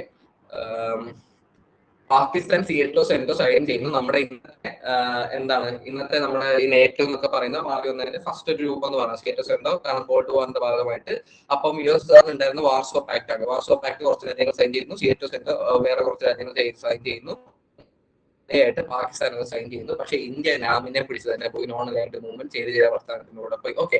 അടുത്ത USA supports India China war. India China വാറിൽ ഇന്ത്യയെ സപ്പോർട്ട് ചെയ്യുന്നു. ഓക്കെ. കാരണം അലയൊന്നുമല്ല, എന്നാലും സപ്പോർട്ട് ചെയ്യുന്നു. കാരണം എന്താ? ചൈനയാണ് കമ്മ്യൂണിസ്റ്റ് US വലിയ ശത്രു. പക്ഷെ ഇവർ സപ്പോർട്ടൊക്കെ ആയിട്ട് വന്നപ്പോഴത്തേക്ക് യുദ്ധം കഴിഞ്ഞു പോയി. ലേറ്റ് ആയിട്ട്. ഓക്കെ. അടുത്തത് US അഗ്രോണമിസ്റ്റ് കൊളാബറേഷൻ വിത്ത് ഗ്രീൻ റവല്യൂഷൻ. ഈ പറയുന്ന ഗ്രീൻ റവല്യൂഷന് USന്റെ ഗ്രീൻ റവല്യൂഷന്റെ പിതാവെന്ന് പറയുന്നത് നോർമൻ ബോർലാഗ് ഇന്ത്യയിലേക്ക് എത്തുകയും MS സ്വാമിനാഥനായിട്ട് വർക്ക് ചെയ്യും. ഇന്ത്യയിൽ നിന്നുണ്ടായിരുന്ന ഈ ഫുഡ് സമസ്യയെ പരിഹരിക്കാനായിട്ട് ഒരുപാട് വർഷങ്ങളോളം ഇന്ത്യയിൽ നിന്ന് വർക്ക് ചെയ്തിട്ടുണ്ട്. അടുത്തത് ഈ പറയുന്ന 1971 ലിബറേഷൻ വാറിന് വേണ്ടി ആര് വരുന്നു? ഈ പറയുന്ന US സപ്പോർട്ട് വരുന്നു പാകിസ്ഥാൻ. പക്ഷെ ആ സപ്പോർട്ട് ഇവിടെ എത്തി. അതിന് മുന്നേ നമ്മൾ ഈ പറയുന്ന ഈസ്റ്റ് പാകിസ്ഥാൻ ടേക്ക് ഓവർ ചെയ്യുകയായിരുന്നു. അന്ന് USSR നമ്മളെ സഹായിച്ചു എന്നാണ് ഒരു കഥ ഞാൻ പറഞ്ഞു. ഓക്കെ. അത് കഴിഞ്ഞ് 1974 ഇന്ത്യ പൊക്രാൻ ടെസ്റ്റ് നടക്കുന്നു. ഓക്കെ. ഫസ്റ്റ് ടെസ്റ്റ് നടക്കുകയാണ്. ആ ഫസ്റ്റ് ടെസ്റ്റിന്റെ ഭാഗമായിട്ട് ആ ടെസ്റ്റിന്റെ പേര് സ്മൈലിംഗ് ബുദ്ധ എന്നായിരുന്നു. ഓപ്പറേഷൻ സ്മൈലിംഗ് ബുദ്ധ എന്നായിരുന്നു ആ ടെസ്റ്റിന്റെ പേര്. ഓക്കെ, പക്ഷെ ആ ശേഷം USA ഇന്ത്യയുടെ മുകളിലേക്ക് സാങ്ഷൻസ് ഒക്കെ, ഞാൻ പറഞ്ഞു സാങ്ഷൻസ് പറഞ്ഞു, ഉപരോധങ്ങൾ, എക്കണോമിക് ഉപരോധങ്ങൾ ഒക്കെയാണ്. അതായത് ഇന്ത്യയും US ഒരു തരത്തിലുള്ള ട്രേഡിലും ഏർപ്പെടില്ല ഏർപ്പെടില്ല എന്ന് പറഞ്ഞ് ഒരു എക്കണോമിക് സാങ്ഷൻ വെക്കുകയാണ് ഇന്ത്യയുടെ മുകളിൽ. കാരണം ഒരു ന്യൂക്ലിയർ, കാരണം ഈ NPT കുറിച്ച് പഠിക്കുമ്പോൾ നിങ്ങൾക്ക് ഇതിനെ കുറിച്ചൊരു നല്ലൊരു ധാരണ കിട്ടും. Okay, nuclear proliferation treaty India sign ചെയ്തിട്ടില്ല. അപ്പൊ അതുകൊണ്ട് നടത്തിയത് കൊണ്ട് ഇന്ത്യക്ക് വേണ്ടി US സാങ്ഷൻ വെക്കുകയാണ്. അത് കഴിഞ്ഞ് 1978 ജിമ്മി കാർട്ടർ വിസിറ്റ് ചെയ്യുന്നു. അത് കഴിഞ്ഞ് PM ഇന്ദിരാഗാന്ധി USA വിസിറ്റ് ചെയ്യുന്നു. അതിനുശേഷമാണ് ഭോപ്പാൽ ട്രാജഡി. ഓക്കെ, ഈ വർഷവും ഭോപ്പാൽ ഗ്യാസ് ട്രാജഡി പഠിച്ചു വെക്കുക. A toxic gas and chemical leak in the American Union Carbide plant in Bhopal killed thousands of residents and leaves a devastating impact with death and disability of the local population. This incident harmed US-India relations for years. അതായത് അന്ന് ഭോപ്പാൽ ഉണ്ടായിരുന്ന ഒരു American union carbide പ്ലാന്റിൽ നിന്നായിരുന്നു ഈ പറയുന്ന വിഷവാതക ചോർച്ച ഉണ്ടായത്. അതൊരു അമേരിക്കൻ ഓൺഡ് കമ്പനി ആയിരുന്നു. ഓക്കെ, അവിടെ നിന്നായിരുന്നു ഈ പറയുന്ന വിഷവാതക ചോർച്ച 1984 ഉണ്ടാവുന്നത്. മീഥൈൽ ഐസോനോസൈറ്റ് എന്ന് പറയുന്ന ഒരു കെമിക്കൽ ആയിരുന്നു അന്ന് അവിടെ നിന്ന് ലീക്ക് ആയത്. ഇന്നും ഭോപ്പാലിൽ ജനിച്ചു വീഴുന്ന ഒരു ചെറിയ ശതമാനം കുട്ടികൾ എന്താണ് ഡിസേബിലിറ്റിയിലൂടെയാണ് ജനിച്ചു വീഴുന്നത്. അന്നുണ്ടായ ഈ പറയുന്ന കെമിക്കൽ വാതക ചോർച്ചയുടെ ഭാഗമായിട്ട് അവരുടെ ഉണ്ടായ പല DNA പ്രശ്നങ്ങളൊക്കെ ഉണ്ടായ കാരണം ഇന്നും ഭോപ്പാൽ പ്രദേശങ്ങളിലൊക്കെ ജനിച്ചു വീഴുന്ന പല കുട്ടികൾക്കും ഇന്നും ക്യാൻസർ പോലെയുള്ള അസുഖങ്ങളോ അല്ലെങ്കിൽ എന്താണ് അല്ലെങ്കിൽ ഫിസിക്കൽ ഡിസേബിലിറ്റീസോ മെന്റൽ ഡിസേബിലിറ്റീസോ ആയിട്ടൊക്കെയാണ് കുറെ കുട്ടികൾ ഇന്ന് ജനിച്ചു വീഴുന്നത്. ഓക്കെ, അതാണ് ഈ കെമിക്കൽ ബയോളജിക്കൽ വെപ്പൺസിന്റെ ഒരു പ്രശ്നം എന്ന് പറയുന്നത്. അല്ലെങ്കിൽ കെമിക്കൽ ബയോളജിക്കൽ ആയിട്ടുള്ള എന്തെങ്കിലും അഫക്ട് ആയി കഴിഞ്ഞുള്ള പ്രശ്നം എന്ന് പറഞ്ഞാൽ ഇതാണ്. ഓക്കെ, നമ്മുടെ DNA അത് അഫക്ട് ആവുക. 1998 ഇന്ത്യ പൊക്രാൻ പൊക്രാൻ 2 ആണ് കേട്ടോ. പൊക്രാൻ 2 ആണത്. India Pokhran 2 test. India conducted 11 and 13 May 1998 at Pokhran Range, Rajasthan desert. After this test, India declared herself as a nuclear weapon state. USA imposed sanctions against India. Okay, 1998 operation ശക്തിയിലൂടെ 3 underground test നടന്നു. Main ആയിരുന്നു. അങ്ങനെ India nuclear state ആയിരുന്നു. അപ്പൊ USA എന്ത് ചെയ്തു? വീണ്ടും nuclear test നടത്തും. അങ്ങനെ വീണ്ടും സാങ്ഷൻ കൊടുത്തു, അതായത് ഉപരോധങ്ങൾ കൊടുത്തു. ആ ഉപരോധങ്ങളൊക്കെ ലിഫ്റ്റ് ആവുന്നത് 2001 ഓക്കെ, 2000 ഈ പറയുന്ന president bill Clinton India visit ചെയ്യുന്നത്. ഓക്കെ, ഈ സാങ്ഷൻ ട്രെയിൻസ് വന്നിരുന്നു. അപ്പൊ ശേഷം ബിൽ ക്ലിന്റൺ വിസിറ്റ് ചെയ്യുന്നത് 2001 US, അതായത് president George W. Bush US sanctions lift ചെയ്യുന്നത്. ഓക്കെ, ഇതെടുത്ത് കളയുന്നത്. അതിന് വലിയ കാരണം എന്ന് പറയുന്നത് സ്നേഹം മൂത്തിട്ടൊന്നുമല്ല, ഈ പറയുന്ന 9/11 അറ്റാക്ക് അല്ലെങ്കിൽ വേൾഡ് ട്രേഡ് സെന്റർ ആക്രമണം നടന്നു കഴിഞ്ഞതിന് ശേഷമാണ് യുഎസിന്റെ ഫോറിൻ പോളിസി തന്നെ മാറ്റി മറിച്ച ഒരു ആക്രമണമാണ് ഈ പറയുന്ന വേൾഡ് ട്രേഡ് സെന്റർ ആക്രമണം എന്ന് പറയുന്നത്. ഓക്കെ, 2001 ഇവർ ഈ പറഞ്ഞ സാങ്ഷൻസ് പിൻവലിച്ചു. അത് കഴിഞ്ഞ് ന്യൂക്ലിയർ ടെസ്റ്റ് നടത്തിയതിന് നമുക്ക് സാങ്ഷൻസ് ഇട്ട രാജ്യങ്ങൾ തന്നെ നമ്മളുമായിട്ടൊരു എത്തിയാണ് 2005. അതാണ് ഞാൻ പറഞ്ഞത്, ഫോറിൻ പോളിസി ഇങ്ങനെയാണ്. ഓക്കെ, രാജ്യങ്ങൾ തമ്മിലുള്ള ഫോറിൻ പോളിസി ഇങ്ങനെയാണ്. ഇന്ന് നമ്മൾ കാണുന്ന ഫോറിൻ പോളിസി ആയിരിക്കില്ല നാളെ. ഓക്കെ, അത് ഈ ഇങ്ങനെ ഡൈനാമിക്സിനനുസരിച്ച് അല്ലെങ്കിൽ രാജ്യങ്ങളുടെ സ്വഭാവം മാറുന്നതനുസരിച്ച്, ഭരണാധികാരികളുടെ സ്വഭാവം മാറുന്നതനുസരിച്ച് ഫോറിൻ പോളിസി മാറിക്കൊണ്ടേയിരിക്കും. അതുകൊണ്ടാണ് ഫോറിൻ പോളിസി പിടിക്കുന്ന നമുക്ക് ഒരുപാട് കാര്യങ്ങൾ പറയാനുണ്ട്.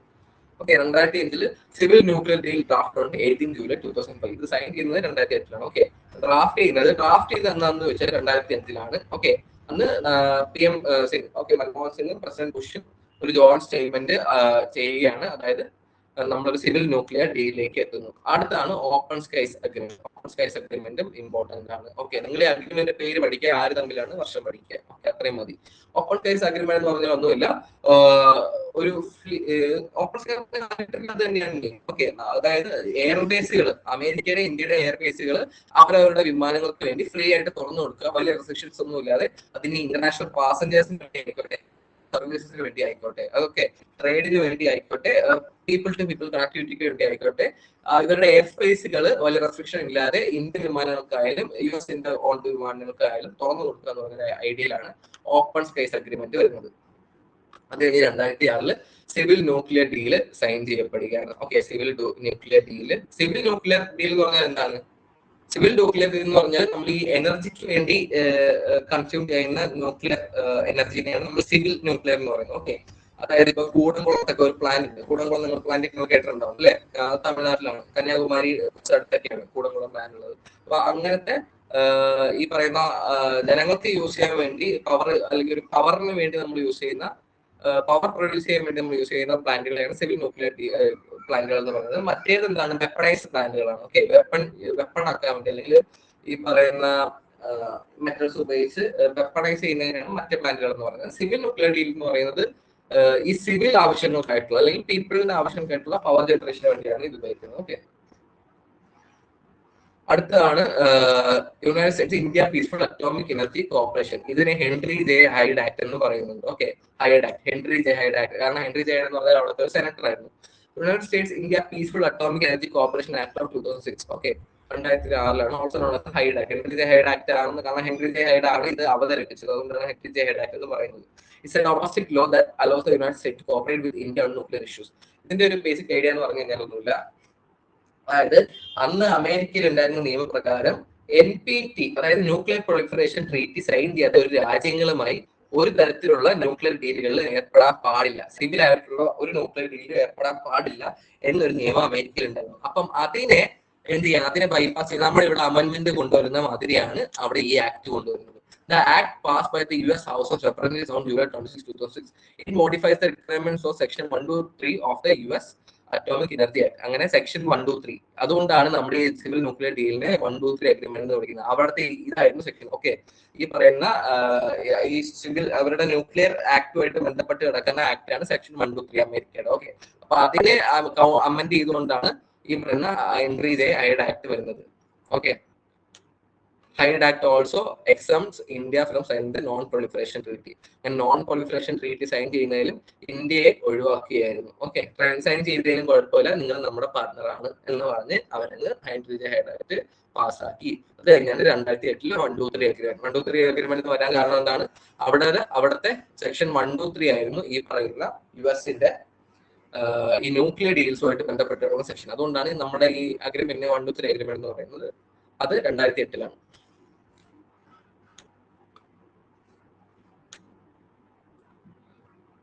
ഓക്കെ, അടുത്തതാണ് ലെമോവ, കോങ്കാസ, ഫസ്റ്റ് 2+2 ആൻഡ് ബെക്ക. ഇത് നാലും എന്താണെന്ന് നിങ്ങൾ പഠിക്കേണ്ട. ഓക്കെ, ജസ്റ്റ് നിങ്ങൾ ലെമോവ 6 തമ്മിലാണ്, കോങ്കാസ ഏത് വർഷമാണ്, 2017, 18, പിന്നെ 20 ബെക്ക. ഓക്കെ, ഇതിന്റെ ഒരു ക്രോണോളജി പഠിച്ചു നോക്കുക. ലെമോവ ആണ് ഫസ്റ്റ് സൈൻ ചെയ്യുന്നത്, അല്ലെങ്കിൽ കോങ്കാസ, അത് കഴിഞ്ഞ് ബെക്ക. ഓക്കെ, കോങ്കാസ എന്ന് പറഞ്ഞാൽ കമ്മ്യൂണിക്കേഷൻ കോപ്പറേബിലിറ്റി ആൻഡ് സെക്യൂരിറ്റി അഗ്രിമെന്റ് ആണ്, ഒരു സെക്യൂരിറ്റി അഗ്രിമെന്റ് ആണ് ഈ നേവൽ ഫോഴ്സുമായിട്ട് റിലേറ്റ് ചെയ്ത്. ലെമോവ എന്ന് പറയുന്നത് ലോജിസ്റ്റിക് ആണ്, ബെക്ക എന്ന് പറയുന്നത് ലോജിസ്റ്റിക് ആണ്. ഓക്കെ, അതായത് ട്രേഡ് റിലേറ്റഡ് ആണ്. നിങ്ങൾ കൂടുതൽ ഡീപ്പായിട്ടൊന്നും പഠിക്കാനില്ല. ഓക്കെ, ബെക്ക ലെമോവ ഫസ്റ്റ് സൈൻ ചെയ്യുന്നു, അതിന് കോങ്കാസ സൈൻ ചെയ്യുന്നു, അതിന് ബെക്ക സൈൻ ചെയ്യുന്നു. ഓക്കെ, ആ വർഷം 2017, 18, 2020. അതിനിടയ്ക്ക് ഇന്ത്യയിലെ ഫോറിൻ മിനിസ്റ്റേഴ്സും അവിടുത്തെ ഡിഫൻസ് സെക്രട്ടറീസും ഒക്കെ തമ്മിൽ ഒരു ഡയലോഗ് അല്ലെങ്കിൽ ഒരു മീറ്റിംഗും നടക്കുന്നുണ്ട്. ഓക്കെ, 2+2 ഡയലോഗ് 4 എന്ന് വെച്ചാൽ 2+2 എന്ന് പറയാൻ കാരണം ഒരു 4 മീറ്റിംഗ്സ് നടക്കുന്നുണ്ട്, അതിനാണ് 2+2 എന്ന് പറയുന്നത്. ഓക്കെ,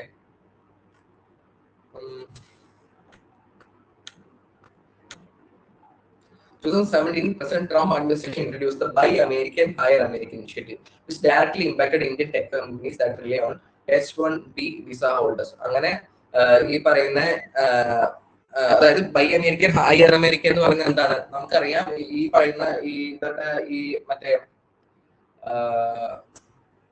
അമേരിക്കയിലുള്ള ഒരു ഗ്ലോബൽ വില്ലേജ് ഒക്കെ ഉണ്ടല്ലോ, ഈ ടെക് കമ്പനീസിന്റെ global village, Silicon Valley. Okay, Silicon വാലിയിലൊക്കെ നോക്കുകയാണെങ്കിൽ അവിടുത്തെ നല്ലൊരു ശതമാനം എംപ്ലോയീസ് ആരാണ്, നല്ലൊരു ശതമാനം എംപ്ലോയീസ് എന്നൊക്കെ പറയുന്നത് ഇന്ത്യക്കാരാണ്. അപ്പൊ ആ സമയത്താണ് 2017 ട്രംപ് അഡ്മിനിസ്ട്രേഷൻ ഒരു കാര്യം കൊണ്ടുവരുന്നത്, അതായത് നിങ്ങൾ ഹയർ ചെയ്യുകയാണെങ്കിൽ അമേരിക്കൻ ഇൻബോൺ ആയിട്ടുള്ള അല്ലെങ്കിൽ അമേരിക്കൻ സിറ്റിസൺ ആയിട്ടുള്ള ആൾക്കാരെ ഹയർ ചെയ്താൽ മതി. ഓക്കെ, ഇമിഗ്രൻസ് ആയിട്ടുള്ള ആൾക്കാർക്ക് കൊടുക്കേണ്ട എന്ന രീതിയിലൊക്കെ ഒരു ഐഡിയ വരികയാണ്. അത് അവർക്ക് ബൈ അമേരിക്ക, അതായത് അമേരിക്കൻ ഗുഡ്സ് കൂടുതൽ പ്രൊമോട്ട് ചെയ്തുകൊണ്ട്. അപ്പൊ ഇതൊക്കെ ആര് ബാധിച്ചു, ഇന്ത്യയെ ബാധിച്ചു. കാരണം ഇന്ത്യ ഡയസ്പോറ വലിയൊരു തോതിൽ, ഞാൻ പറയുന്ന ഡയസ്പോറ നമ്മുടെ ഒരു വലിയൊരു സോഫ്റ്റ് പവർ ആണ്. അപ്പം ഇന്ത്യ ഡയസ്പോറ വലിയൊരു തോതിൽ അമേരിക്കയിലുണ്ട്.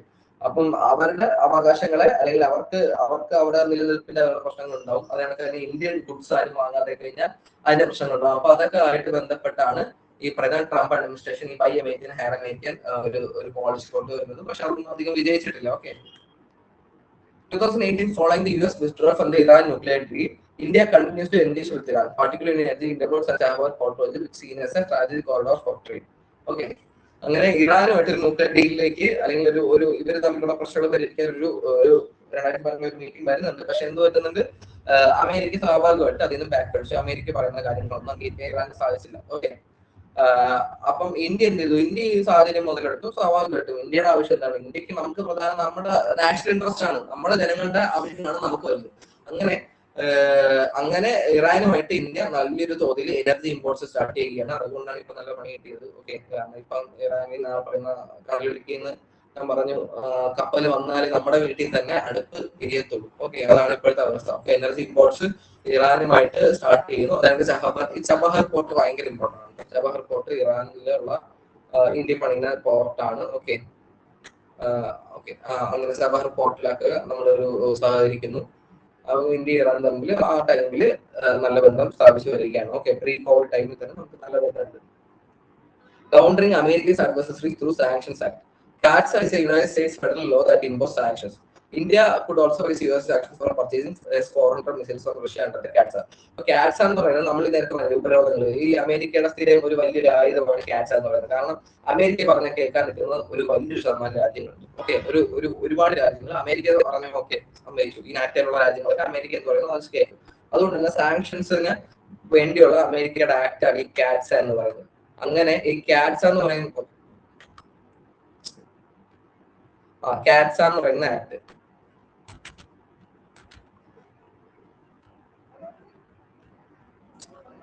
ഓക്കെ, അങ്ങനെ CAATSA എന്ന് പറഞ്ഞ ആക്ടില് നമുക്ക് പക്ഷെ സാങ്ഷൻസ് വന്നില്ല. അതായത് റഷ്യയുടെ കയ്യിൽ നിന്ന് യുക്രൈൻ വാർക്ക് നടക്കുന്ന ടൈമില് അമേരിക്ക പറഞ്ഞിരുന്നു റഷ്യയുടെ കയ്യിൽ നിന്ന് എടുക്കാൻ പറഞ്ഞു. പക്ഷെ ഇന്ത്യ എന്ത് ചെയ്തു?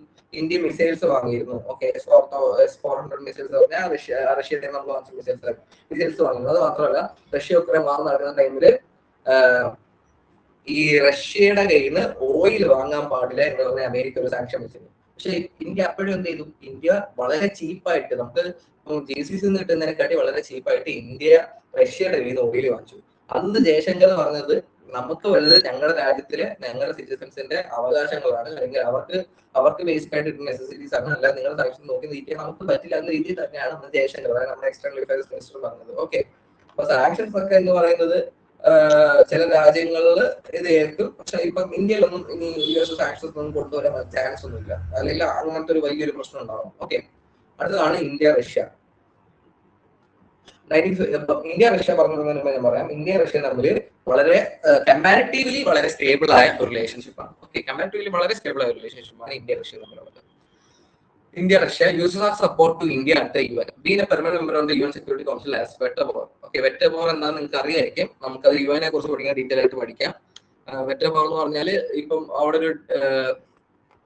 ഒരു ഇന്റർനാഷണൽ ഇഷ്യൂ ആയിട്ട് ബന്ധപ്പെട്ട് UN സെക്യൂരിറ്റി കൗൺസിൽ ഒരു വിഷയം ചർച്ചയ്ക്ക് വരികയാണെങ്കിൽ ഒരു രാജ്യം വെറ്റോ അടിച്ചു കഴിഞ്ഞാൽ, അതായത് ഏതൊരു രാജ്യം ഒരു വെറ്റോ അടിച്ചു കഴിഞ്ഞാൽ ആ ഇഷ്യൂ അവിടെ പാസ് ആവില്ല. ഓക്കെ, അത് പാസ് ആവില്ല. ആ ഇഷ്യൂ അല്ലെങ്കിൽ സോൾവ് ചെയ്യാനുള്ള ഒരു സീസ് ഫയർ ആയിക്കോട്ടെ, അങ്ങനെ സീസ് ഫയറിന് വേണ്ടി വരികയാണ്.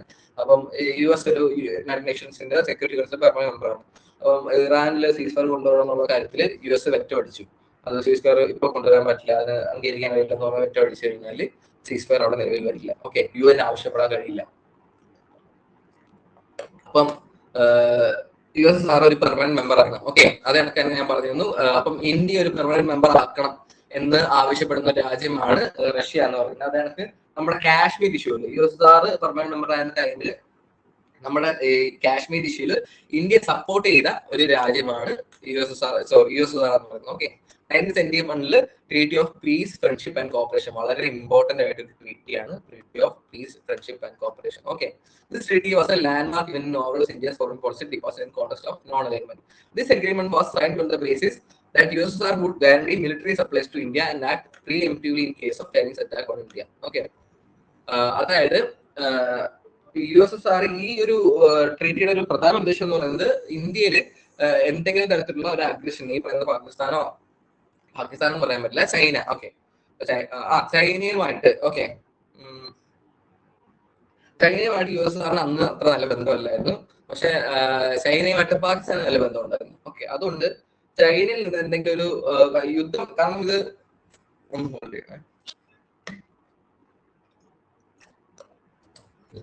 ഓക്കെ, ഇതിന്റെ സംഭവം എന്ന് പറഞ്ഞാല് നമ്മുടെ 1962 വാറിൽ നമുക്ക് വലിയ കണ്ട തിരിച്ചടി നേരിട്ടു. അപ്പൊ ഇന്ത്യക്ക് മനസ്സിലായി ഈ നോൺ അലൈൻഡ് പോളിസിയൊക്കെ നിൽക്കട്ടെ, പക്ഷെ നമുക്ക് ബാക്കപ്പിന് ഒരു സ്ട്രെങ്ത് ഇല്ലെങ്കിൽ ഇനി ചൈന പോലൊരു രാജ്യം നമ്മളെ വീണ്ടും ആക്രമിക്കുകയാണെങ്കിൽ ഇന്ത്യ എന്ന് പറഞ്ഞ രാജ്യം എന്ത് പറ്റും, അടപടലം തകർന്നു പോകും എന്നൊരു ഐഡിയ ഇന്ത്യക്ക് മനസ്സിലാവുന്നത്. അപ്പൊ അതിന്റെ ഭാഗമായിട്ട് ഈ പറയുന്ന treaty of piece and friendship start ചെയ്യുന്നത്.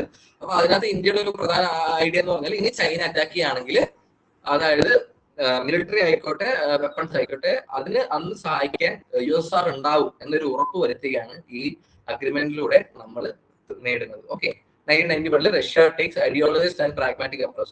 After the disintegration of Soviet Union in 1991, Russia under President Boris Yeltsin decided for pragmatic renewal of ties with both India and Pakistan. Okay, pragmatic എന്ന് പറഞ്ഞാൽ ഒന്നുമില്ല, positive ആയിരുന്നു. Okay, അതായത് integration നടക്കുന്നു, അതായത് ഈ Soviet union ശിഥിലീകരിക്കപ്പെടുന്നു. അതിനുശേഷം ബോറിസ് യെൽസിൻ ആണ് ഈ പറയുന്ന റഷ്യ പ്രൊഡ്യൂസർ ആയിട്ട് വരുന്നു, USSR പ്രൊഡ്യൂസർ ആയിട്ട് വരുന്നു. റഷ്യ പ്രസിഡന്റ് ആയിട്ട് ബോറിസ് യെൽസിൻ വരുന്നു. അപ്പോൾ ഇന്ത്യ പാകിസ്ഥാനുമായിട്ട് നല്ലൊരു ടൈലേക്ക് എത്താൻ വേണ്ടിയാണ് ബോറിസ് യെൽസിൻ ശ്രമിക്കുന്നത്. President Putin visits India. 2000 president Putin വരുന്നു. പ്രസിഡന്റ് പുടിൻ ഇന്ത്യ വിസിറ്റ് ചെയ്യുകയാണ്. Okay, 2001 PM Vajpayee visits Russia. India signed the Moscow Declaration on International Terrorism with Russia. Defense cooperation, India has long-standing cooperation with Russia in the field of defense. അപ്പം ഇന്ത്യയും റഷ്യയും തമ്മിൽ ഡിഫൻസിന്റെ കാര്യത്തിൽ വലിയ corporation ഉണ്ട്. Okay, ഈ Russian ഇപ്പോഴും ഇന്ത്യയുടെ ഏറ്റവും വലിയ ആയുധങ്ങൾ അങ്ങോട്ടും ഇങ്ങോട്ടും കൈമാറുന്ന രാജ്യം എന്ന് പറഞ്ഞാൽ, അല്ലെങ്കിൽ ഇന്ത്യയുടെ ഏറ്റവും വലിയ ഡിഫൻസ് സപ്ലയർ എന്ന് പറയുന്നത് റഷ്യയാണ്. ഓക്കെ, ഇന്ത്യയുടെ ഏറ്റവും വലിയ ഡിഫൻസ് സപ്ലയർ എന്ന് പറയുന്നത് റഷ്യയാണ്. ഇന്ന് ഇന്ത്യയിൽ ഉപയോഗിക്കുന്ന എയർഫോഴ്സിന്റെ പ്രധാനപ്പെട്ട വിമാനങ്ങൾ സുഖോയ് 30 വിമാനങ്ങളാണ്. നിങ്ങൾ MiG-21 സുഖോയ് 30 MK ഫൈറ്റർ ജെറ്റുകളാണ്. ഓക്കെ, അതെന്ന് പറഞ്ഞാൽ USSR മേഡ് ഫൈറ്റർ ജെറ്റ്സ് ആണ്. ഓക്കെ, USSRന്റെ കാലത്ത്, അതായത് 10-30 വർഷം മുന്നേ പണിഞ്ഞ USSRന്റെ കാലത്തെ ഫൈറ്റർ ജെറ്റ്സ് ആണ് സുഖോയ് 30 MK ഫൈറ്റർ എന്ന് പറയുന്നത്. അത് തന്നെയാണ് ഇന്നും ഇന്ത്യ യൂസ് ചെയ്യുന്നത്. കാരണം അത്രയും ഡ്യൂറബിലിറ്റി ആണ് USSRന്റെ വെപ്പൺസ്. ഓക്കെ, അത്രയും കാലം നീണ്ടു നിൽക്കും, അത്രയും ക്രെഡിബിലിറ്റി ഉള്ള വെപ്പൺസ് ആണ് USSR ആണെങ്കിൽ ഇന്നത്തെ റഷ്യ ആണെങ്കിൽ തരുന്നത്. അത്രയും സ്ട്രോങ് ആയിട്ടുള്ള, അല്ലെങ്കിൽ അത്രയും അഡ്വാൻസ് ആയിട്ടുള്ള വെപ്പൺസ് ആണ്. Okay, from Indian purchasing Russian weapon system like MiG-31, Sukhoi 30 fighter aircraft to T-72 battle taxi. T-72 എന്ന് പറയുന്നത് എന്താണ്, ടാങ്കുകളാണ്, ബാറ്റിൽ ടാങ്കുകളാണ്. India Russia initiated joint defence project anti ship cruise missile system BrahMos. Okay, BrahMos വളരെ important ആണ്. Okay, BrahMos create ചെയ്തത് ഇന്ത്യയും റഷ്യയും കൂടെ ചേർന്നിട്ടാണ് ബ്രഹ്മോസ് ക്രിയേറ്റ് ചെയ്യുന്നത്. എന്തുകൊണ്ടാണ് ഇതിന് ബ്രഹ്മോസ് എന്ന് പേരിട്ടതെന്ന് അറിയാമോ? നമ്മുടെ നാട്ടിലെ ബ്രഹ്മപുത്ര നദിയുടെ ആദ്യത്തെ 4 അക്ഷരങ്ങളും റഷ്യയുടെ മോസ്കോ നദിയുടെ ആദ്യത്തെ 3 അക്ഷരങ്ങളും കൂടെ ചേർത്തിട്ടാണ് ഈ പറയുന്ന ആന്റി ക്രൂസ് മിസൈലിന് ബ്രഹ്മോസ് എന്ന് പേര് നൽകുന്നത്. ഓക്കെ, ബ്രഹ്മപുത്ര നദിയുടെ ആദ്യത്തെ 4 അക്ഷരങ്ങളും മോസ്കോ നദിയുടെ ആദ്യത്തെ 3 അക്ഷരങ്ങളും ചേർത്തിട്ടാണ് ഈ മിസൈലിന് ബ്രഹ്മോസ് എന്ന പേര് നൽകുന്നത്. ഇന്ത്യ റഷ്യയും കൂടെ ജോയിന്റ്ലി ഡെവലപ്പ് ചെയ്ത മിസൈലാണ് BrahMos. India Russia military technical cooperation has evolved from a bilateral framework to one involving joint research and development. Okay, നമ്മൾ ആദ്യം എന്തായിരുന്നു, അങ്ങോട്ട് കൊടുക്കുന്നു, ഇങ്ങോട്ട് വാങ്ങുന്നു, അങ്ങോട്ട് കൊടുക്കുന്നു, ഇങ്ങോട്ട് വാങ്ങുന്നു. അതൊക്കെ മാറി ഇപ്പം റിസർച്ച് ആൻഡ് ഡെവലപ്മെന്റിലേക്ക് വരുന്ന ഇന്ത്യ റഷ്യ ബന്ധം കടന്നിട്ടുണ്ട്. അതായത് നമ്മൾ ഒരുമിച്ച് മിസൈലുകള് അല്ലെങ്കിൽ ഈ പറയുന്ന സിവിൽ ന്യൂക്ലിയർ സംഭവങ്ങളൊക്കെ നമ്മൾ ഒരുമിച്ച് ഡീൽ ചെയ്യാൻ തുടങ്ങിയിട്ടുണ്ട്, അല്ലെങ്കിൽ ഒരുമിച്ച് ഡെവലപ്പ് ചെയ്യാൻ, റിസർച്ച് ചെയ്യാനും ഒരുമിച്ച് ഡെവലപ്പ് ചെയ്യാനൊക്കെ സ്റ്റാർട്ട് ചെയ്തിട്ടുണ്ട്. R&D research and development start ചെയ്തിട്ടുണ്ട്. അപ്പം അത്രയും വലിയ തോതിൽ ബന്ധം വളർന്നു. ഓക്കെ, വലിയ തോതിൽ ബന്ധം. അതാണ് ഞാൻ പറഞ്ഞത്, ഇന്ത്യ റഷ്യ തമ്മിൽ വളരെ സ്റ്റേബിൾ ആയ ബന്ധമാണ്. ഇന്ത്യയും റഷ്യയും തമ്മിൽ കാലാകാലങ്ങളായി, ഇന്ത്യക്ക് സ്വാതന്ത്ര്യം കിട്ടിയ കാലം തൊട്ട് ഇന്ത്യ റഷ്യയും തമ്മിൽ, ഇന്ത്യക്ക് സ്വാതന്ത്ര്യം കിട്ടി, ആദ്യത്തെ യുദ്ധം തുടങ്ങി, കാശ്മീർ ഇഷ്യൂ വന്നത് തൊട്ട് ഇന്ത്യ റഷ്യ തമ്മിൽ വളരെ സ്റ്റേബിൾ ആയ ബന്ധമാണ്. ഓക്കെ, ഇന്ന് വളരെ സ്റ്റേബിൾ ആയ ബന്ധമാണ്. എനിക്കൊന്ന് മോദി ഗവൺമെന്റ് വന്നതിന് ശേഷം കുറച്ച് സ്റ്റേബിൾ ആയിട്ടുണ്ട്. കാരണം മോദി പുടിനും തമ്മിൽ റാപ്പോ ഉണ്ട്. അപ്പൊ അതുകൊണ്ട് കുറച്ചുകൂടെ സ്റ്റേബിൾ ആയിട്ടാണ് കാര്യങ്ങൾ പോകുന്നത്. ഇന്ത്യ റഷ്യ മിലിറ്ററി എക്സസൈസിന്റെ പേരാണ് ഇന്ദ്ര. ഓക്കെ, മിലിറ്ററി എക്സസൈസിന്റെ പേരുകളൊക്കെ പഠിച്ചു വെക്കുക. ഇന്ത്യ റഷ്യ മിലിറ്ററി എക്സസൈസിന്റെ പേരാണ് Indra. India Russia holds a bilateral military exercise named Indra. The first edition took place in 2003 as a single service exercise. This was upgraded to tri-service exercises in 2017. Okay, tri-service എന്ന് പറഞ്ഞാല് എല്ലാ രീതിയിലും ഈ പറയുന്ന air force, naval, military എന്ന് പറയുന്ന എല്ലാ രീതിയിലും ഒരു ഇന്ത്യ റഷ്യ മിലിറ്ററി എക്സസൈസ് നടക്കുന്നത്. അതിന്റെ പേരാണ് ഇന്ദ്ര.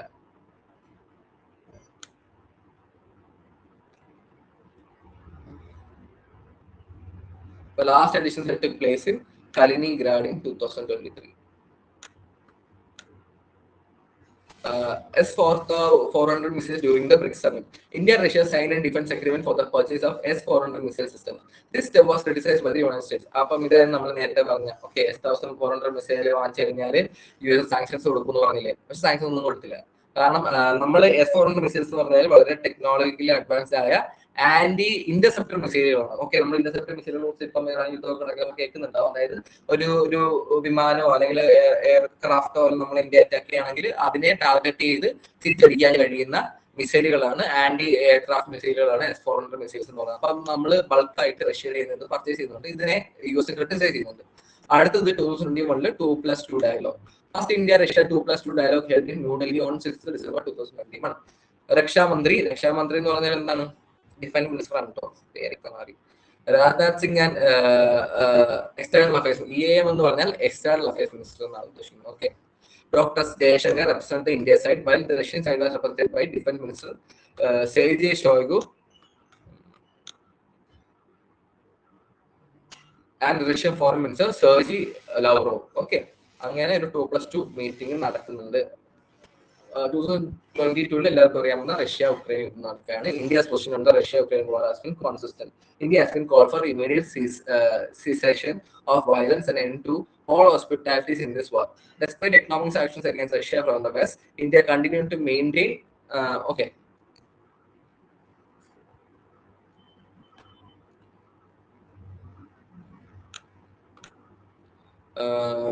maintain stabilized trade relations with Russia.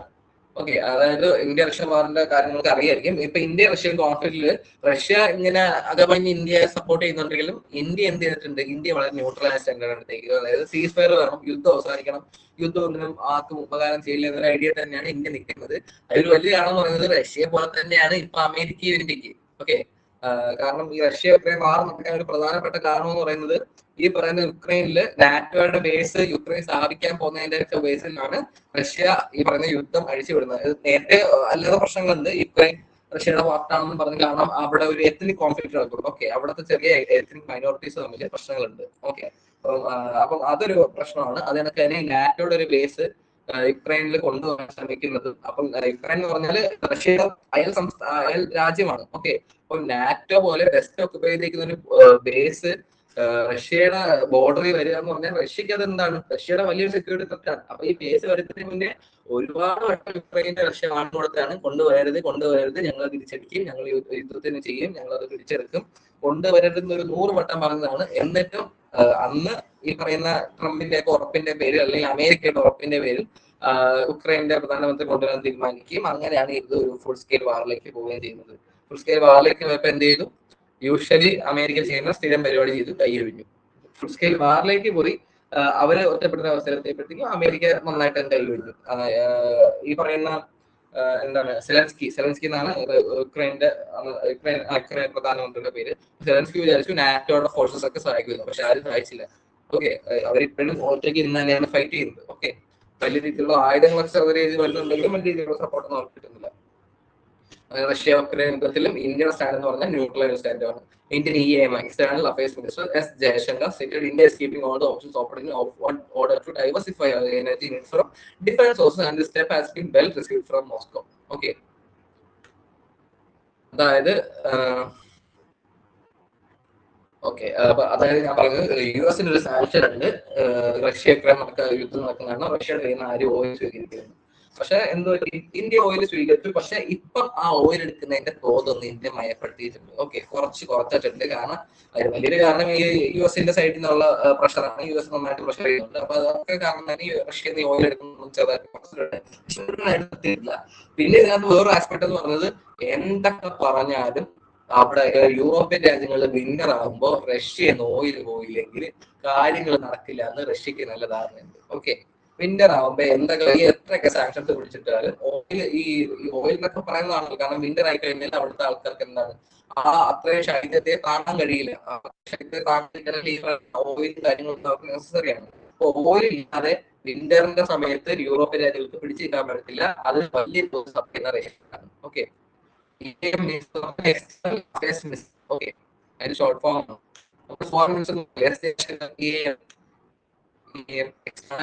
External Affairs Minister. Okay. അത് നമുക്ക് മറ്റേ നേരത്തെ രക്ഷാമന്ത്രി എന്ന് പറഞ്ഞ കൊടുത്തിരുന്നു. രക്ഷാമന്ത്രി എന്ന് പറഞ്ഞാല് ഇപ്പം മോദി ഗവൺമെന്റ് വന്ന ശേഷം എല്ലാം ഹിന്ദി ഹിന്ദി ഹിന്ദി മാറ്റിക്കൊണ്ടിരിക്കുകയാണ്. അപ്പൊ അതിനൊക്കെ ഒരുപാട് രക്ഷാമന്ത്രി എന്ന് പറഞ്ഞാൽ ഒന്നുമില്ല, ഡിഫൻസ് മിനിസ്റ്ററിനെയാണ് രക്ഷാമന്ത്രി എന്ന് വിളിക്കുന്നത്. EM എന്ന് പറഞ്ഞാൽ എക്സ്റ്റേണൽ അഫയേഴ്സ് മിനിസ്റ്റർ, ഒരു വലിയ വാക്കാണ്, external affairs minister. Okay, S Jaishankar. അപ്പം ഇത്രയൊക്കെയാണ് നമുക്ക് ഈ മോഡ്യൂളുകൾ. ഈ മോഡ്യൂൾ കഴിഞ്ഞു, നാളെ നമ്മൾ അടുത്ത മോഡ്യൂൾ തുടങ്ങും. അതിന് മുന്നേ ഞാൻ ഈ മോഡ്യൂളിലെ പ്രീവിയസ് ഇയർ ക്വസ്റ്റ്യൻസ് ഡിസ്കസ് ചെയ്തിട്ട് അടുത്ത മോഡ്യൂൾ തുടങ്ങത്തുള്ളൂ. ഓക്കെ, ഈ മോഡ്യൂളിലെ പ്രീവിയസ് ഇയർ ക്വസ്റ്റ്യൻസ് വരുന്ന കാര്യങ്ങളൊക്കെ ഞാൻ എടുത്ത് പറഞ്ഞിരുന്നു, അതേ തന്നെയാണ് ചോദ്യങ്ങൾ. എന്നാലും നമുക്ക് നാളെ ക്വസ്റ്റ്യൻസ് വെച്ച് ഡിസ്കസ് ചെയ്തിട്ട് അടുത്ത മോഡ്യൂൾ സ്റ്റാർട്ട് ചെയ്യാം. ഓക്കെ, നമുക്ക് ബാക്കി മോഡ്യൂളൊക്കെ കുറച്ച് ചെറുതാണ്, അപ്പൊ 2 ക്ലാസ് വെച്ച് തന്നെ നമുക്ക് ഓരോ മോഡ്യൂൾ തീർത്ത് പോകാം. കാരണം ഇന്റർനാഷണൽ യൂണിവേഴ്സിറ്റി കുറച്ച് വലുതാണ്, 10 മോഡ്യൂളുണ്ട്, 10 മോഡ്യൂൾ.